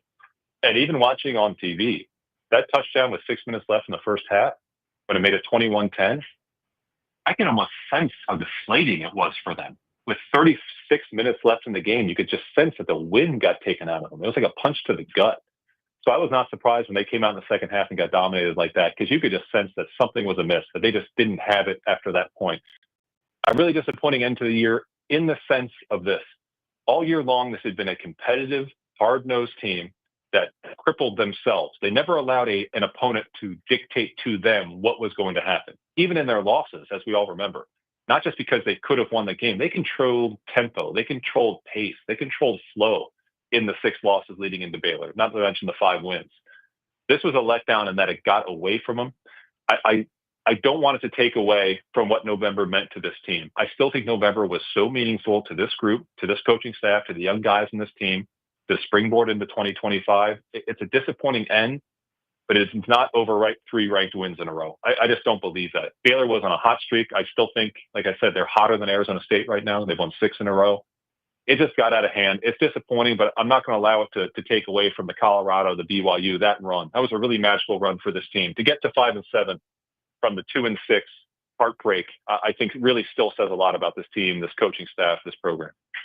Quarterback Jalen Daniels has one more year of eligibility if he chooses to use it. He could come back to KU and use it, and I assume the Jayhawks would be more than happy to have him around, especially for a fully healthy year. He could opt to transfer and see if he can get a nice NIL bag somewhere, or he could just forego college football and say he's going to try his hand at the NFL. I think he's got the talent too, Paul, but the injury history with the back, I think, is going to scare away a lot of teams in the draft. So that being said, if you had to guess right now, today, start of December, do you think Jalen Daniels will be back at KU or try something else next year? No, I think he'll be back at KU, and I'm not saying that because I have any inside info on this. It's just my read of the situation. The NFL, that's a non-starter right now. Yeah, he could throw his hat in the ring. And this is as a non-mock draft expert, I read mock drafts every 6 months just to know who Washington's going to draft. I will tell you, he does not look to me like an NFL QB. And if I don't see it, I don't think NFL teams see it. Maybe as a developmental guy way, way, way late in the draft or as an undrafted guy, but he does not have enough on tape. And like you said, the injuries does not make that a realistic situation. I think the only way he doesn't get back to KU is if KU goes in the market and sees a guy they like more. I mean, that's where I think the power imbalance is right now. I think KU has the power in this relationship. If they can get better than Daniels, I think they'll do that. I think at times you have to look at this season and think, man, if we had the Jalen Daniels of 21 or 22 at times, this would be a different year. So if they think they can upgrade, I have no doubt they'll go ahead and do it. I don't believe that there's a Power 4 school out there right now that's better than KU that looks at Daniels and thinks that's the guy we need. I just don't think that's really realistic. So my bet, I would say 75% chance back at KU. You never know with the transfer portal. You just never know. And you never know with NIL because the numbers are so opaque. You have no idea what anyone's doing. But it seems to me this is the best fit for him. He knows the scheme. He knows the coaches. He obviously has a long leash. And he has a chance to build some sort of legacy at KU with a big senior year in 25. So that would be my guess. really interesting question. I hadn't even thought about it. The fact that he would leave KU. It's a possibility, guys, but I don't see it from his perspective or from KU's perspective. Last couple of questions for Paul Myerberg of USA Today, America's newspaper. He joins us every Thursday during the Big 12 football season for the Big 12 breakdown via the Fleming Place Wine and Spirits hotline. No news yet on Kyle Whittingham out of Salt Lake City. We do know that Neil Brown is out in Morgantown. That was expected by pretty much everyone. Are you at all surprised that Mike Gundy has survived this? Now, his coordinators didn't, but are you at all surprised that he, for now, is expected to be back next year at Oklahoma State? No, I'm not surprised, because when Gundy leaves, barring another 3-9 next season, and maybe even a 4-8 and a 4-8, it's going to be on his terms. So I'm not that surprised by it. I'm a little bit surprised by Whittingham. I want to say that things are not quite done yet. Like, I'm not saying that Whittingham's going to step down, but I'm still waiting for him to say he's going to come back, and still saying that he's going to be the guy in 25. I think the last that we heard was after the finale, and he said something along the lines of, I'll do what's best for the program, not what's best for me. Typically, that's coach speak for I'm stepping away. So I don't know what the future holds for him, but yeah, I'm not that surprised by Gundy. And look, for West Virginia, we said Rich Rod last week. I've heard that is legitimate. I've also heard Barry Odom out of UNLV is a really strong contender. I think Odom would be a terrific hire based on the fact that he's got SEC and Big 12 experience at Missouri, and then what he's done at UNLV speaks for itself. So I think West Virginia is going to get a pretty good coach. Can you imagine, guys, in any other year, West Virginia enters the market and they are like the 9th to 12th Power 4 opening, in terms of appeal. Right now, you can make a case they might be number 1, probably number 2, at worst number 3. I mean, there are only 3 openings, but that's a great time to have an opening job if you're West Virginia. I think their candidate pool is going to be much better than it would be in a random other year. All right, Paul, outside of the Big 12, no dumpster juice pick of the week this week because it's championship week. We've got all good matchups across the board. So let's spin this positively instead of negatively like normal. What is the non-Big 12 title game that you're most interested in this weekend? Yeah, look, I in terms of playoff impact, it's SMU and it's Clemson. If Clemson wins, that's the doomsday scenario for the committee. They do not want that because then it invites the comparison 11-2 SMU against 9-3 Alabama.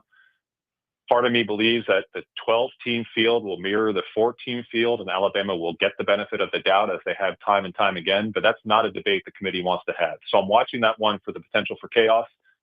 But the best game for me is Penn State, Oregon. I think Penn State can give Oregon a game. I think Oregon has flown under the radar amazingly, despite being the only unbeaten Power 4 team in the country, despite going 9-0 in a pretty top-heavy, good Big Ten.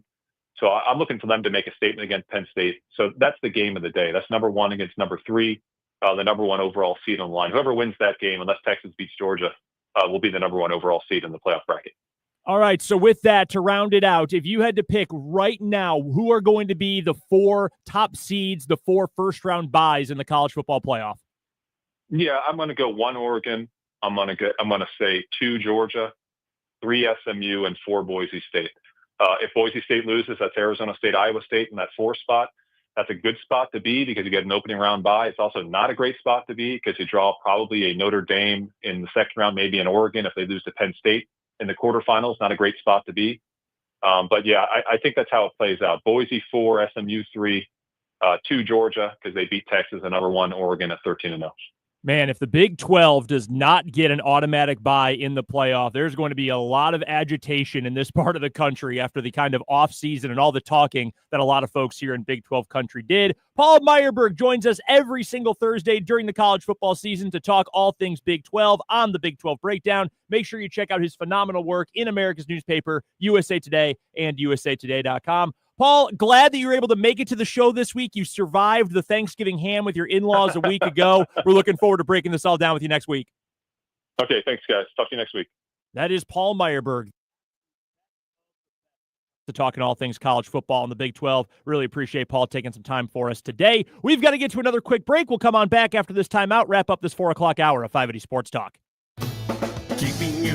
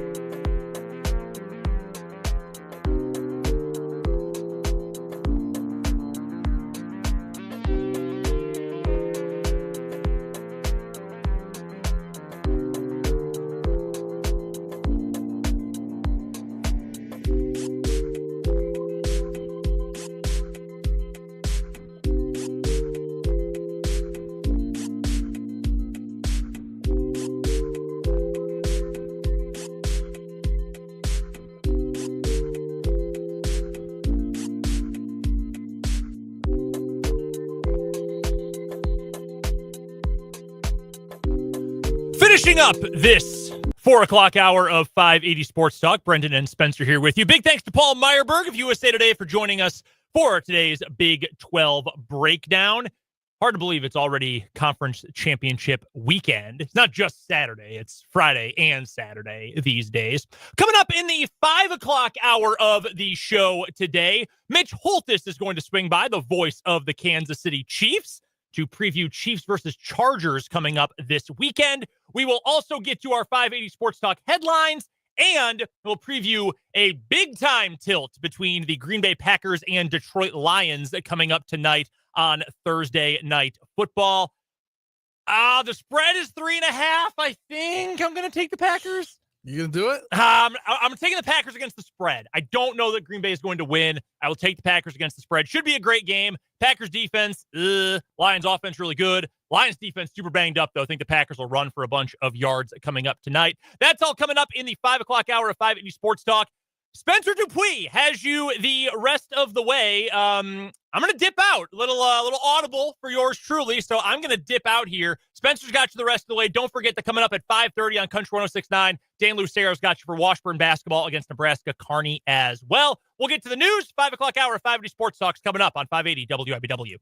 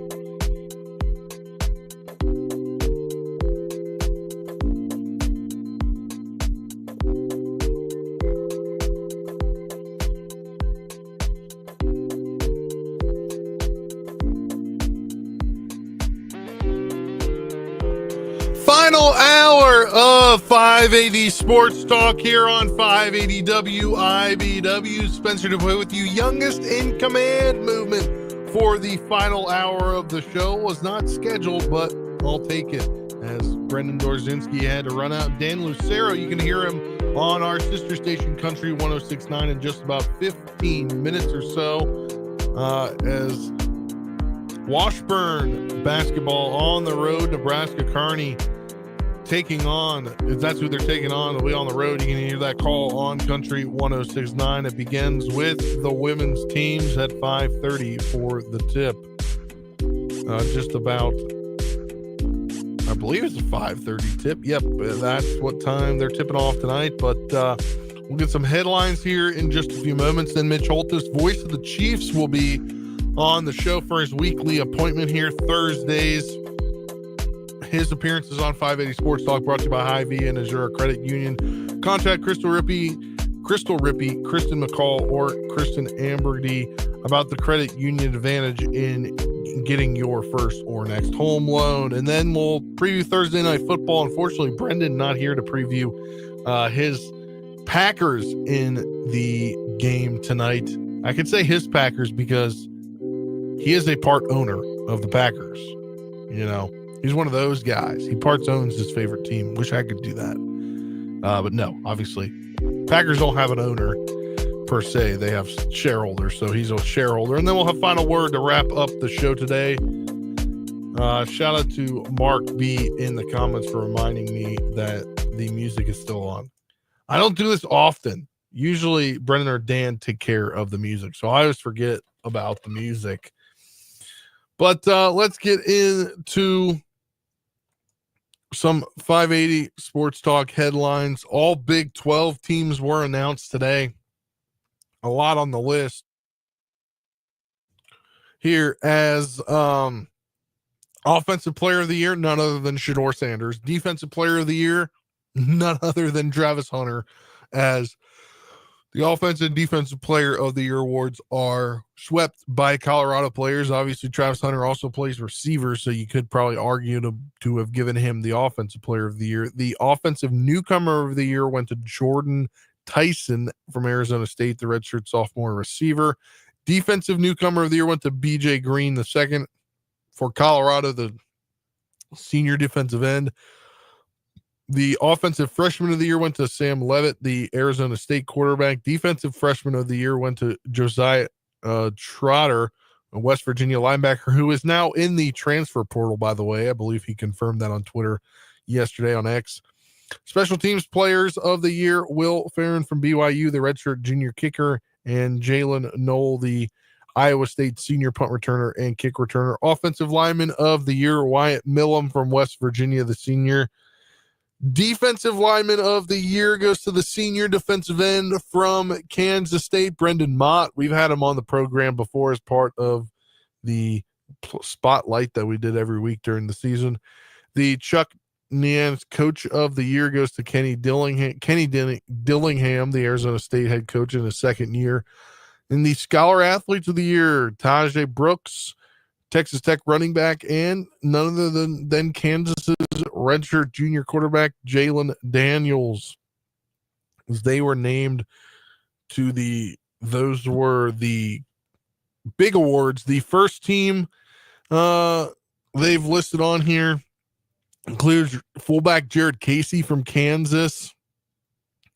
On the offensive side of the ball, that's the only offensive player from either Kansas or Kansas State that was recognized in this list. And then defensively, Brendan Mott, obviously the defensive lineman, is on the defensive first team. And then Kobe Bryant, who was a unanimous selection, also his first, and he was a second team selection in 2022, first team defense, along with Mello Dotson, also selected to the first team defense. Then you get to the second team. In the second team, there you'll see a lot more names that you recognize. DJ Giddens, Kansas State running back. Garrett Oakley, Kansas State tight end, second team all conference. You match him with the 5-star tight end, Lincoln Kier, coming in. That could be a big dual threat tight ends that you have there if you run two tight ends next year. Then Kansas got 3 linemen in a row: Logan Brown, Michael Ford Jr., Bryce Foster. Kansas State, the other 2 linemen, Easton Kilty and Sam Hecht. So the big men did some work on the second team this year for both Kansas and Kansas State. Then flipping to the defensive side of the ball, Dean Miller, second team defense. Austin Romaine for Kansas State, second team defense.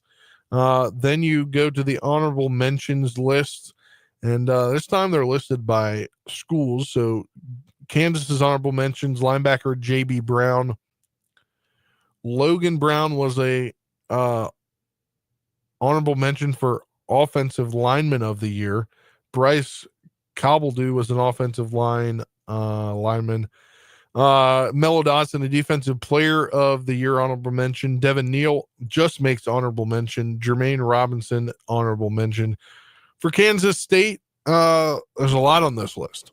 Dylan Edwards was honorable mention for kick returner and punt returner of the year. Also offensive newcomer of the year. Easton Kilty, a finalist and an honorable mention for offensive lineman of the year. Brendan Mott, defensive player of the year, honorable mention. Hadley Panzer, offensive line, honorable mention. Chidi Obazar, defensive player of the year, honorable mention. Jacob Parrish, defensive back. VJ Payne, defensive back. And Trey Spivey, offensive freshman of the year, and honorable mention. And Will Swanson, fullback, honorable mention. So a lot of names on that list for both Kansas and Kansas State. I'm going to take up a big problem because I know Brendan would as well. Devin Neal only named honorable mention. That is a disgrace. Straight up disgrace. Just a straight up disgrace. So I know Brendan would have the same thoughts as well. He deserves at least second team for everything he did this year. It's crazy that he was not named to an actual team. Let's go down to some more headlines here tonight. A familiar name is not returning to the college ranks. Yeah, that's right. According to Tom Pelissero, got a statement from Eric Bieniemy's agent, Jason Fletcher. Quote, Eric and UCLA mutually parted ways today as previously planned. He's still getting paid by the Commanders. After interviewing for head coaching jobs last year, he wanted to stay active and busy. So he decided to help out Deshaun Foster, who's like a little brother to him at UCLA, as opposed to sitting out a year. The plan was always to return to the NFL in 2025, and he's looking forward to opportunities ahead. You've got to wonder if there really isn't any opportunities. Will there be a reunion at One Arrowhead Drive and he takes some sort of role with the Chiefs? That's something to look forward to. Obviously, that wouldn't take place if you're the Chiefs. You don't want that to take place until February after the Super Bowl is done, when you're formalizing your next coaching staff to see who's going to stay and go. But that's big news. Eric Bieniemy out as UCLA. I believe he was a running backs coach there. If I'm not mistaken, I believe that's the position that he took there. Let me double check this. He was associate head coach and offensive coordinator there for them. Excuse me. He could go back and, potentially see what things go on this. He was running backs coach at one point for the Chiefs. That's where I was getting at in my head. He wants to go back to the NFL, so let's see. I mean, obviously he didn't do very well in his final year in the NFL with the Commanders. I got a front row seat to that, so we'll see how things shake out for Eric Bieniemy, who's mutually parted ways with UCLA today, but says he wants to get back in the NFL, and that was the plan the entire time. Let's get another headline here. Cowboys right guard Zach Martin is out for the year. Big blow to the Cowboys, who have basically turned themselves out of contention for anything the rest of the year with the way that they have played to start the season. But big blow being out for the rest of the year. Some other news here from Adam Schefter. The Lions have elevated defensive back Jamal Adams from the practice squad to take on the Packers for tonight's contest. So he will be active and in the lineup. Obviously, the once Seattle Seahawk, where you knew his name, along with the Jets before a stop last year in Tennessee before he's got signed and spent most of the season on the practice squad for the Lions. Roundup of news here. So that Zach Martin's out for the year because he's having season-ending surgery on his ankle. So that's not good for him. The Walter Payton Man of the Year award nominees came out today. And ironically enough, Zach Martin was the Cowboys nominee, but for the Chiefs, Travis Kelce. So Travis Kelce getting recognized for what he's doing off the field in a year where he hasn't had as much offensive success as you have expected. But I'm not surprised that he is picked as the Chiefs nominee for the Walter Payton Man of the Year. Basically, his foundation, 87 and Running, which was launched in 2015, has been a big part of the KC Mo area in the last few years. And he could win this award for the Chiefs this year. They say it's the most prestigious award in the NFL, and I would agree to that. Let's see some other news coming out today. It's the 3-game suspension. I don't know if they talked about this on the show last night because the time that it came out. The 3-game suspension of Houston linebacker Azeez Al-Shaair was upheld yesterday. That came out towards the end of the show, I believe. Obviously, we touched on that on Monday, and that's well-deserved suspension. You don't kind of do that at all. I'm in the mind that you don't try to injure anybody, and that sure looked like he was trying to injure somebody. The injury report for the Chiefs is out for this week. I guess the practice report, and it's pretty minimal, very minimal actually. Only one player limited in practice today, and that was right tackle Jawad Taylor with a knee. He was full participant yesterday. Charles Omenihu with a knee has been fully participating both days. Obviously, that's coming back, the rehab from his injury. Maybe it's a knee, so it's obviously, and it's something that kept him out for a very extended period of time. So he could still be on the injured list, and that's just mean getting treatment. Still, obviously, you're going to get treatment for your torn ACL that you had that you're coming back from. And Noah Gray, with a shoulder injury, he's practiced fully the first 2 days. Chargers have a lengthy report that includes did not practice today from safety Tony Jefferson with a hamstring injury. He was limited yesterday and didn't practice today. Let's see, a lot of limited in practices. We'll go first here at the top. Junior Colson, the linebacker, with an ankle injury. Bud Dupree, the outside linebacker, with a heel injury. Cam Hart, the corner, with an ankle injury. Dion Henley, the linebacker, with a knee injury. Did not practice yesterday, but was limited today. Khalil Mack didn't practice yesterday due to rest. So the vet rest day that they have for him. Ladd McConkey has been limited with a knee and a shoulder injury the last 2 days in practice. Elijah Molden, cornerback, limited with a back injury the last 2 days. Denzel Perryman, the middle linebacker, with a groin, has been limited in that capacity the last 2 days. Moving on now, there's a player who was taking a lot of money to go play in a AAA ballpark with the unnamed Athletics, right? They're calling Sacramento home for the next few years before their Vegas ballpark is hopefully built. Right-handed pitcher Luis Severino and the Athletics are in agreement on a 3-year, $67 million free agent contract. This is the largest guarantee in the franchise's history, sources told ESPN on Thursday. Coming off a bounce-back year in which he threw 182 innings with a 3.91 ERA for the Yankees, Severino landed a deal that exceeded industry expectations, particularly considering he was saddled with a qualifying offer, which often dampens a player's markets. Free agents have been loath to sign with the A's, who will play them in the minor league stadium in Sacramento for the next 3 seasons before their planned Los Angeles ballpark will hopefully open. By stretching themselves financially, the previous highest deal was 6 years, $66 million for Eric Chavez in 2004, 20 years. And their biggest free agent outlay was 3 years and $30 million for Billy Butler. The A's convinced Severino to anchor their rotation. He can't opt out after the second year of his contract. He's 30 years old, so this might be his last big contract of his career.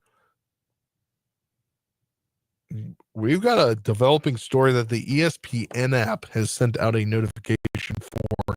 Bill Belichick has interviewed with North Carolina officials about the school's head coaching position after Mac Brown kind of mutually agreed to retire. That's big news. Bill Belichick, who seemingly was okay with being out of the coaching realm and getting into this media realm and feeling very comfortable. I don't know if you watch him on the Pat McAfee show or watch him on Monday Night with Mannings or on a bunch of other stuff that he's on, but he does a great job and he's getting very comfortable in that role. I believe he's on, I always forget the name of that show. On CW, I believe he's on that show. The Inside the NFL, I believe he's on that show. He's done a great job on that show as well. I've caught a little bit of glimpses of that one. But apparently, the 72-year-old who's been out of football since leaving the Patriots after 24 seasons, 6 titles in January, he interviewed for several head coaching jobs last offseason. This season, while not coaching, he joined, obviously, the media Inside the NFL, the Manning Cast, Monday Night Football, the Pat McAfee show. Basically, he interviewed for this job, according to, according to Inside Carolina and confirmed by ESPN's Chris Lowe on Thursday. That would be big news if one of the greatest coaches of all times gets back into the game. Obviously, we've seen him up, I believe, in Washington with his son, who's coaching up there at Washington State, I believe. That's where he's coaching. We've seen him kind of help out there a little bit from time to time, getting, on the field with him at practice and whatnot during fall camp. But that'd be big. That'd be big development if Bill Belichick to the ACC, a guy with really no college coaching experience. That could be huge. He could, if his winning ways continue, obviously, without Tom Brady, he really didn't win a lot. So I don't know what a college coach Bill Belichick would look like. That's pretty interesting. We got one more news headline here from the MIAA.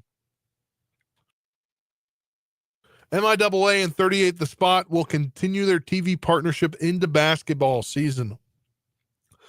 The Mid-America Intercollegiate Athletic Association is excited to announce that Scripps Media and their independent television station KMCI, serving the Kansas City Metro, will continue its MIAA TV Game of the Week broadcast through the 2024-2025 NCAA Division II basketball season. Washburn will be featured in Game 1 as they are at Emporia State. That'll be a men's game, the 3:30 game, Saturday, January 4th. Then they'll see the women Saturday, February 1st at they're taking on Nebraska Carnegie, who they're playing tonight. That's a 1 p.m. contest Saturday, February 1st. And then the last regular season game of the year for men is Washburn at Missouri Southern. That's a March 1st game at 3:30 p.m. And they'll also televise the men's and women's conference championships. Let's see. I don't believe it's not on in the Topeka area. It's over the air on 38.1 standard tiered channel.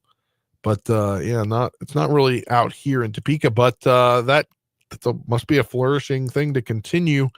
That's pretty big for them to continue that. Maybe we'll see if it can continue into next football season and maybe get a bigger media partner by that point, somebody that can maybe televise throughout a bigger portion of the MIAA broadcasting area. That'll do it for the headline segment. When we come back, we'll talk to Mitch Holthus for his weekly appointment. And I'll I don't know if any of you guys watched, but Holiday touchdown, the Chiefs love story. I don't know if you heard when they had the game on, who was calling that game. I do believe it was the only Mitch Holthus. We'll have him on 580 Sports Talk when we return. This is 580 Sports Talk.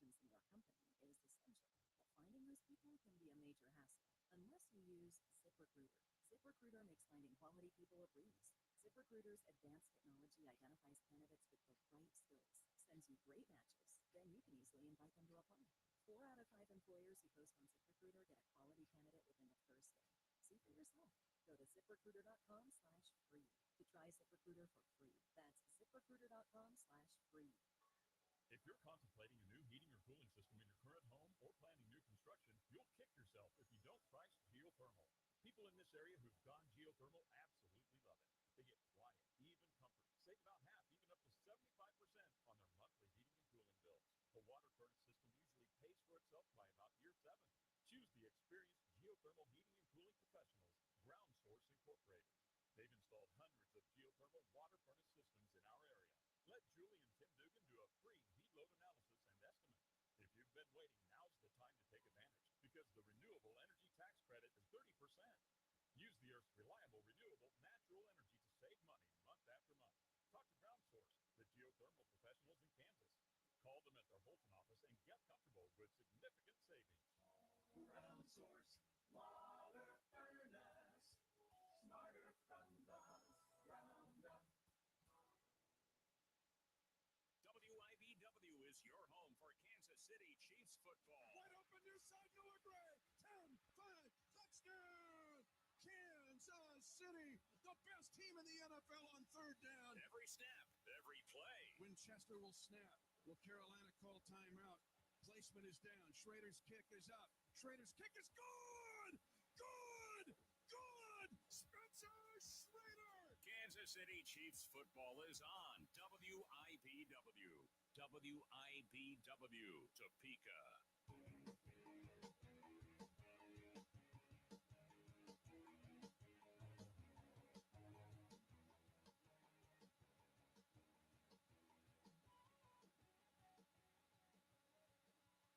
.580 Sports Talk, 5:30 here on 580W. Well, 5:30 here in a matter of seconds. Spencer Dupuis with you for the Youngest in Charge movement as Brendan Dorzinski had to take off a little earlier than anticipated as he might be a father real soon, but we'll keep you updated on that as we go throughout the next couple of days. But now we're joined on the program by the voice of the Chiefs, Mitch Holthus. Mitch Holthus' appearances here on 580 Sports Talk are brought to you by Hy-Vee and the Azura Credit Union. Contact Crystal Rippey, Christian McCall, or Kristen Amberty about the credit union advantage in getting your first or next home loan.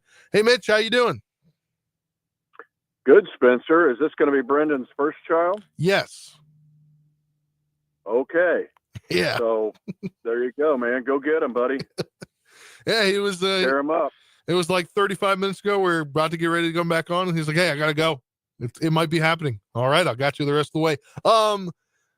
Did I Good enough excuse, man? Yeah. Did I hear that you made a cameo in a certain movie that premiered on Hallmark? Did I hear that correctly? Did I hear your voice made a cameo? No, just my voice. Yes. You know, I was in the fake trailer last year with the same cast, and it was it was an incredible line. There's so many movie lines of like, hey, you want me on that wall, you need me on that wall.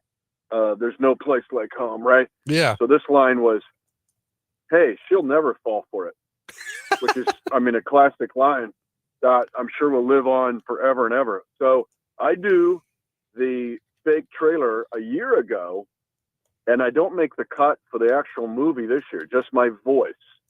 So I don't know why. This, people have seen me. This is the moneymaker. This face is the moneymaker. I don't know why I didn't make the cut. I don't get it. Hey, they had you in your proper role, though. You were calling the game. Yeah. And they even mentioned sweet nectar of the end zone in the script. So, they're ripping off my phrases, but I can't make the movie. I don't know. It's a tough life out there. Yeah, it's a hard knock life. But that's another song line. Well, the Chiefs secured a win on Friday in what seemed to be a pretty kind of odd game for them. Obviously not winning by a close margin, but a 19-17 win over the Raiders. They couldn't let the Raiders win. And it seemed to me that Patrick Mahomes, who's been playing a lot better of late, kind of is finally, if you give him a little bit of help, he's going to be performing even better than he is now. But he seems to be getting into good rhythm here at the latter onset of the season. Yeah, it was an odd game, or how did you phrase it? Kind of a weird game. Well, not for us, because we're like leading the universe in weird games with we've had walk-offs, kickoffs, block-offs, now bad snap-offs, toe-offs. So it's been bizarre, to say the least. As I said at the end of the Raider game, Ted Lasso's script writers are blushing. But Patrick has made some plays now. His touchdown pass to Watson in the Raider game was incredible. He basically has to throw off the wrong foot. He's getting pressured, hit as he throws, and then put it perfectly placed with really good coverage. Jones had good coverage on Justin Watson. But Patrick, yes, if you just give him, we've said this now probably for 2 months, just give him one more click. And I think the whole kingdom is thinking, hey, this is about ready to take off offensively. Just got to give him a little more time.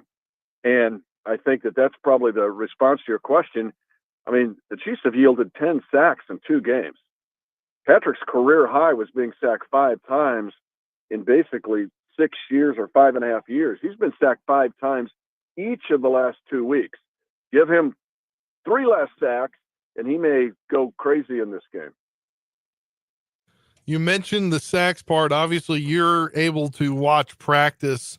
What have you seen from Humphries so far? And obviously, I'm not going to ask you when you think he'll make his debut, but how do you think he will be able to help the team whenever he can get on the field? Well, I'm going to give this a Surgeon General's warning, because I think the whole kingdom is going. They're just, they're gasping for any kind of good play at left tackle.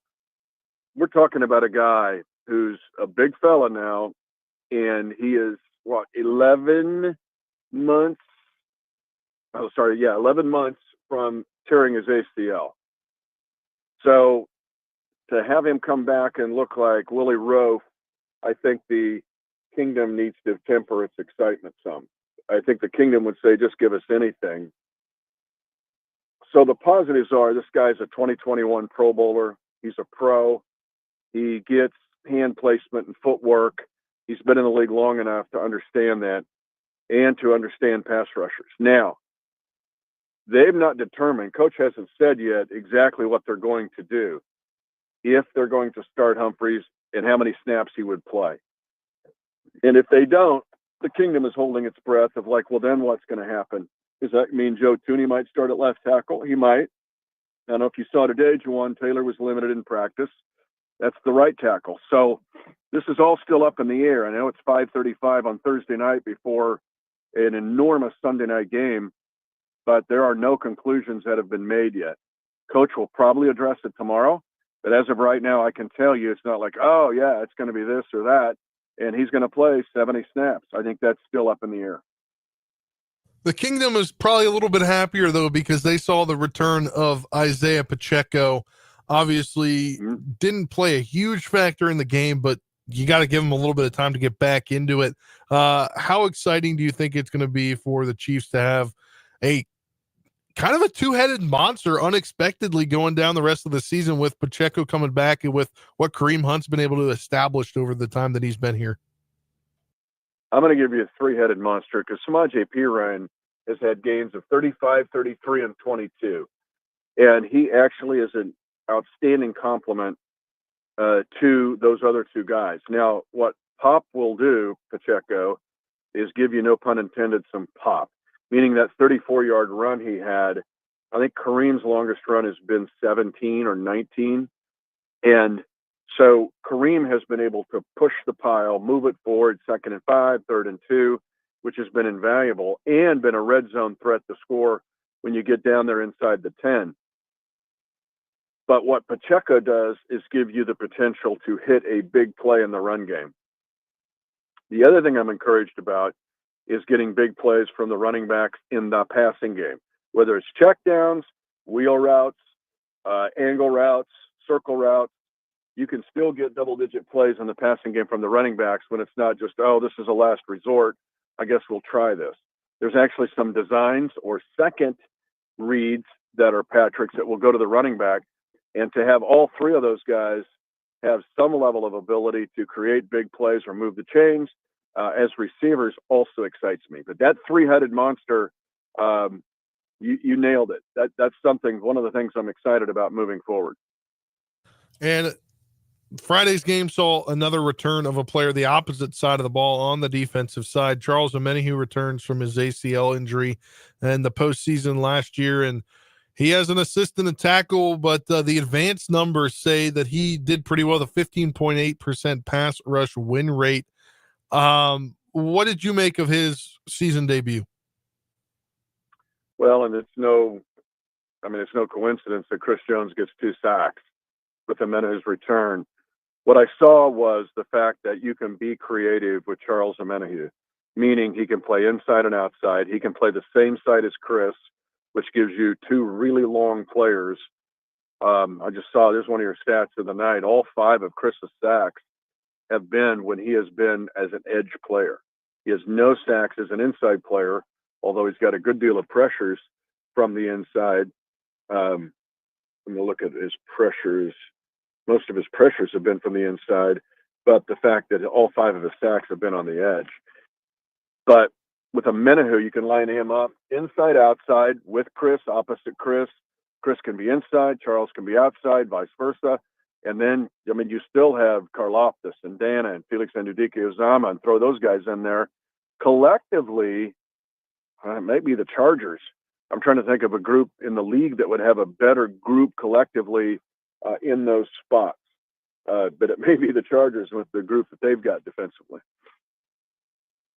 You mentioned Karlaftis. How much he had a sack in Friday's game? How much do you think just adding another dynamic rusher is going to kind of, we obviously saw 3 sacks in this game. There was a couple games in the last couple weeks where they hadn't really gotten to the quarterback in time for sacks. How do you think that another guy that can rush the passer will help the sack numbers continue to be there week in and week out? Another nugget I would give you as it pertains to answering your question is, and I think I touched on this with Dan or Brendan either last week or 2 weeks ago, or you might have been on there, the fact that you can do more than just sack the quarterback, and that is affect the throw.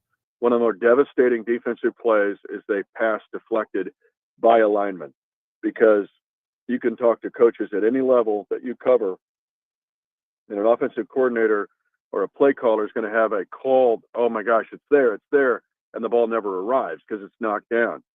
One of your nuggets of the night is George Karlaftis has more passes deflected in his first 45 games as a true defensive end than any player in league history.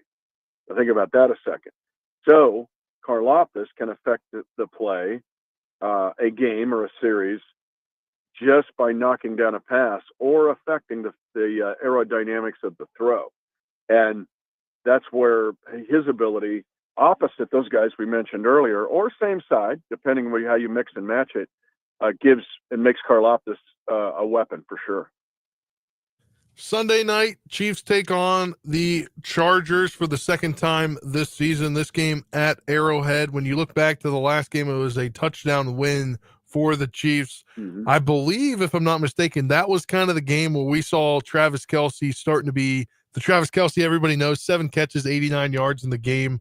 What are you looking forward to in this game? And give us some of your nuggets for this game. Yeah, there's a bunch of nuggets, but first of all, the Chargers defensively are very good.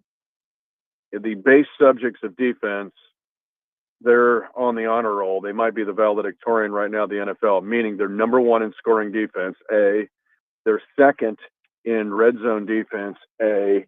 They're third in third down defense. Sorry, they're second in third down defense and third in red zone defense. So those are all A's. That's a 4.0 if you're keeping track with their defense. And we know about Khalil Mack. We know about Bosa. But what we don't know about is Tui Pelotu. And Tui Pelotu's brother's on our team, interestingly enough. But Luli Tui Pelotu has 7 sacks, I believe, in just the last 8 games. That's the best in the National Football League. He's also got 11 quarterback pressures since week 8. So it's just really in the last 4 weeks. He's had 7 sacks and 11 quarterback hits. That's the best in the league. And that's Tui Pelotu. That's not the other guys that they have that are all-stars on this team. And then they've been very aggressive. Offensively, the Chargers are not turning it over.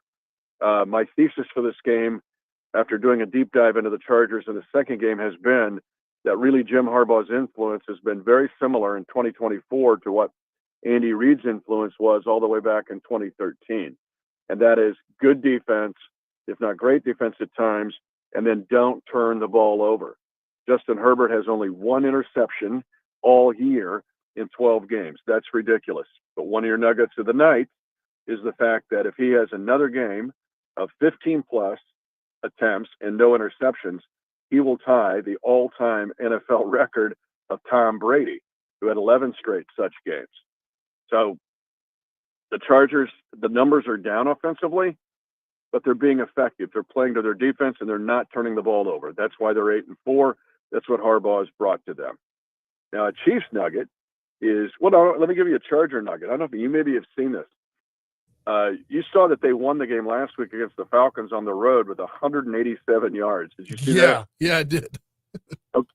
You realize that's the lowest the Chargers have had as an offensive output and won on the road since 1960. That's crazy. Their very first year of that's crazy. Their very first year of existence and their first road win in team history was the last time they had fewer than 187 yards, or 187 or less, and won the game.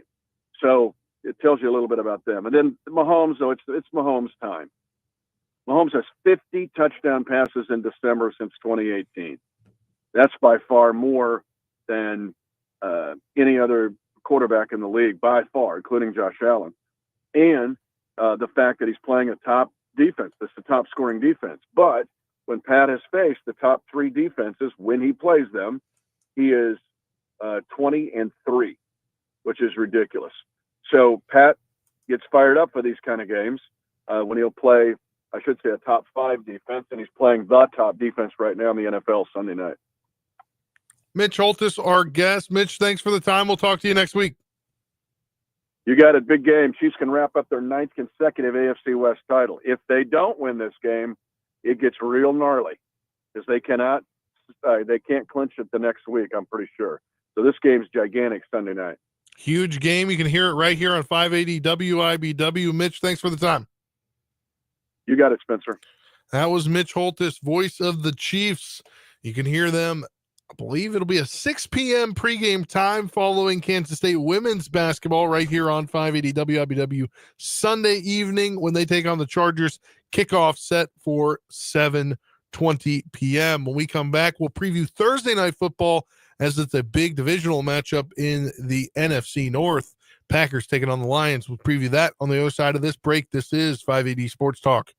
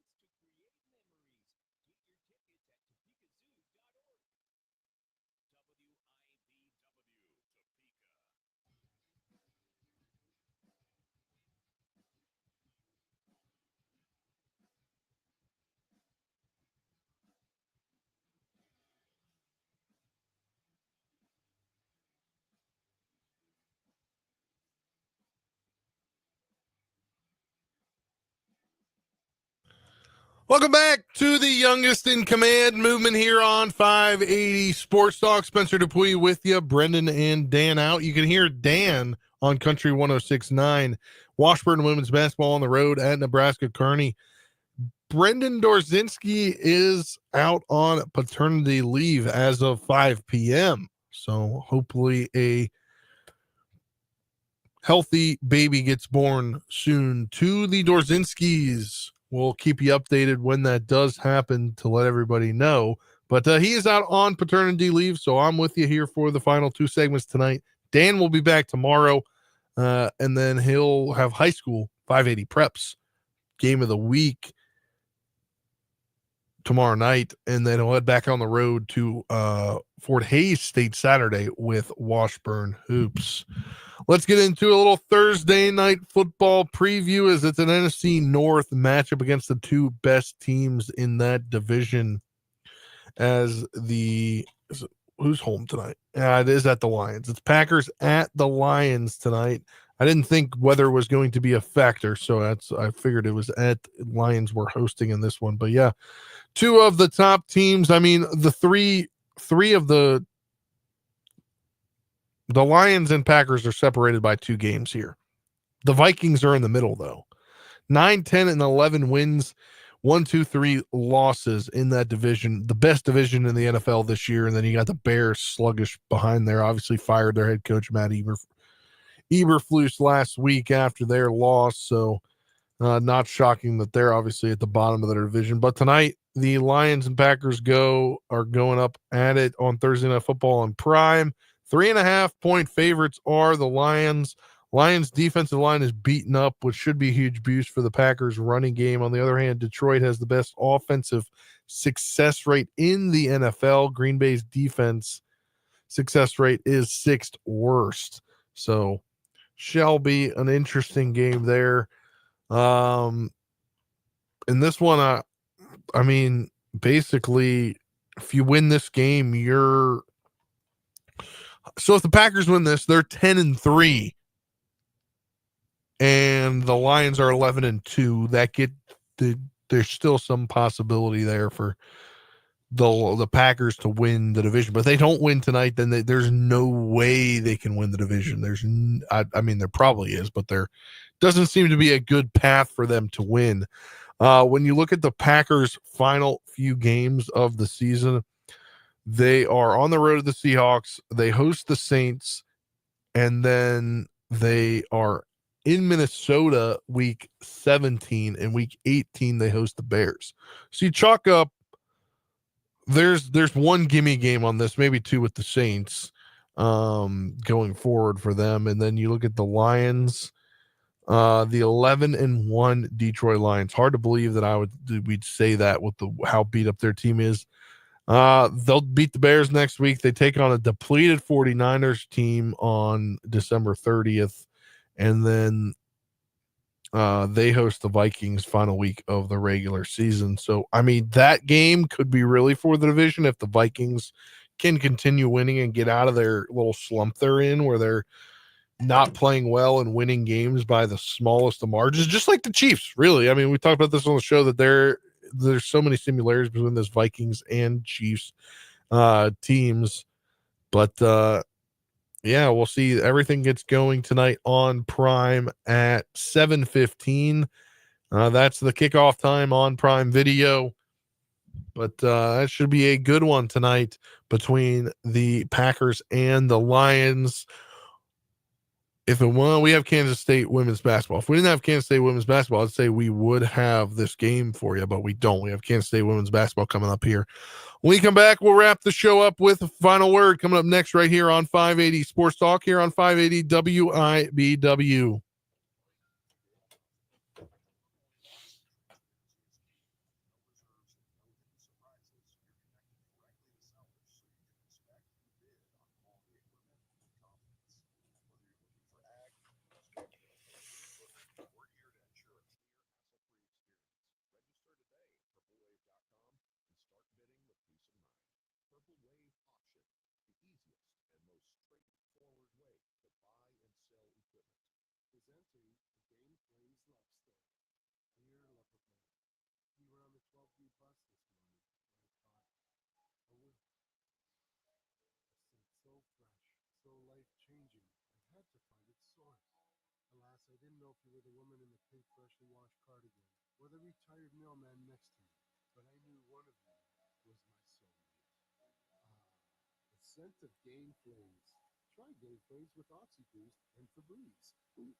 Oh no, stomach issues again? Stomach issues? Who are you?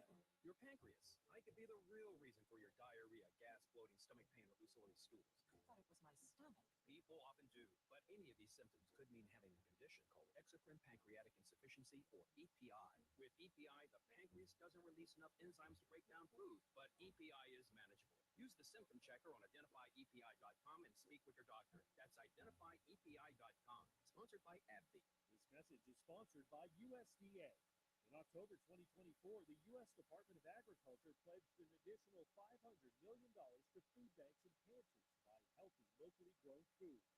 USDA Undersecretary for Marketing and Regulatory Programs, Jenny Lester Moffat, has more. All rural, urban, underserved deserve access to healthy and nutritious foods that are locally grown. Since 2022, the USDA has provided $1.5 billion in funding to buy locally grown food, empowering community organizations to support America's families, farmers, and communities. These investments are about creating connections between food banks and farmers. Food banks can purchase healthy, geographically, and culturally specific foods to meet their community needs. And eating locally grown food is good for the local economy, jobs, and for local farmers. For more information, visit USDA.gov. Live free for an entire year with WIBW. You could get your mortgage or rent paid for all of 2025. That's right. 12 months of payment-free living could be yours with Home for the Holidays. To win, just sign up at 580WIBW.com. Enter each day to increase your chances at winning. Imagine what you could do with all that extra cash. Make my Christmas come early. Live mortgage-free or rent-free for all of 25. It's Home for the Holidays. Get details and sign up to win now at 580WIBW.com. WIBW, Topeka. One more thing. In conclusion, you gotta wrap it up. Final word time here on 580 Sports Talk, the youngest in command movement with you, Spencer Dupuis, for the final hour. If you missed any of the show, you can go back, watch it on our archived on our 580 Sports Talk YouTube channel, where you can subscribe, get notified whenever we go live, like for our instant reactions. We'll have one of the Chiefs instant reactions Sunday night following the game. And tomorrow on the show, it'll be your typical Friday. We'll preview the Chiefs matchup with keys to the game, Big Chief predictions. Matt Derrick will join us. We'll have changed my mind. We'll have our Prairie Band Sports Book 580 Sports Talk Picks contest coming up, as well as on Second Thought and much more on tomorrow's edition of 580 Sports Talk. For Brendan Dorzinski, I am Spencer Dupuis saying so long. We will talk to you tomorrow on 580 Sports Talk from 3 until 5:45. Well, 580 Preps basketball tomorrow, but Kansas State Hoops coming up next.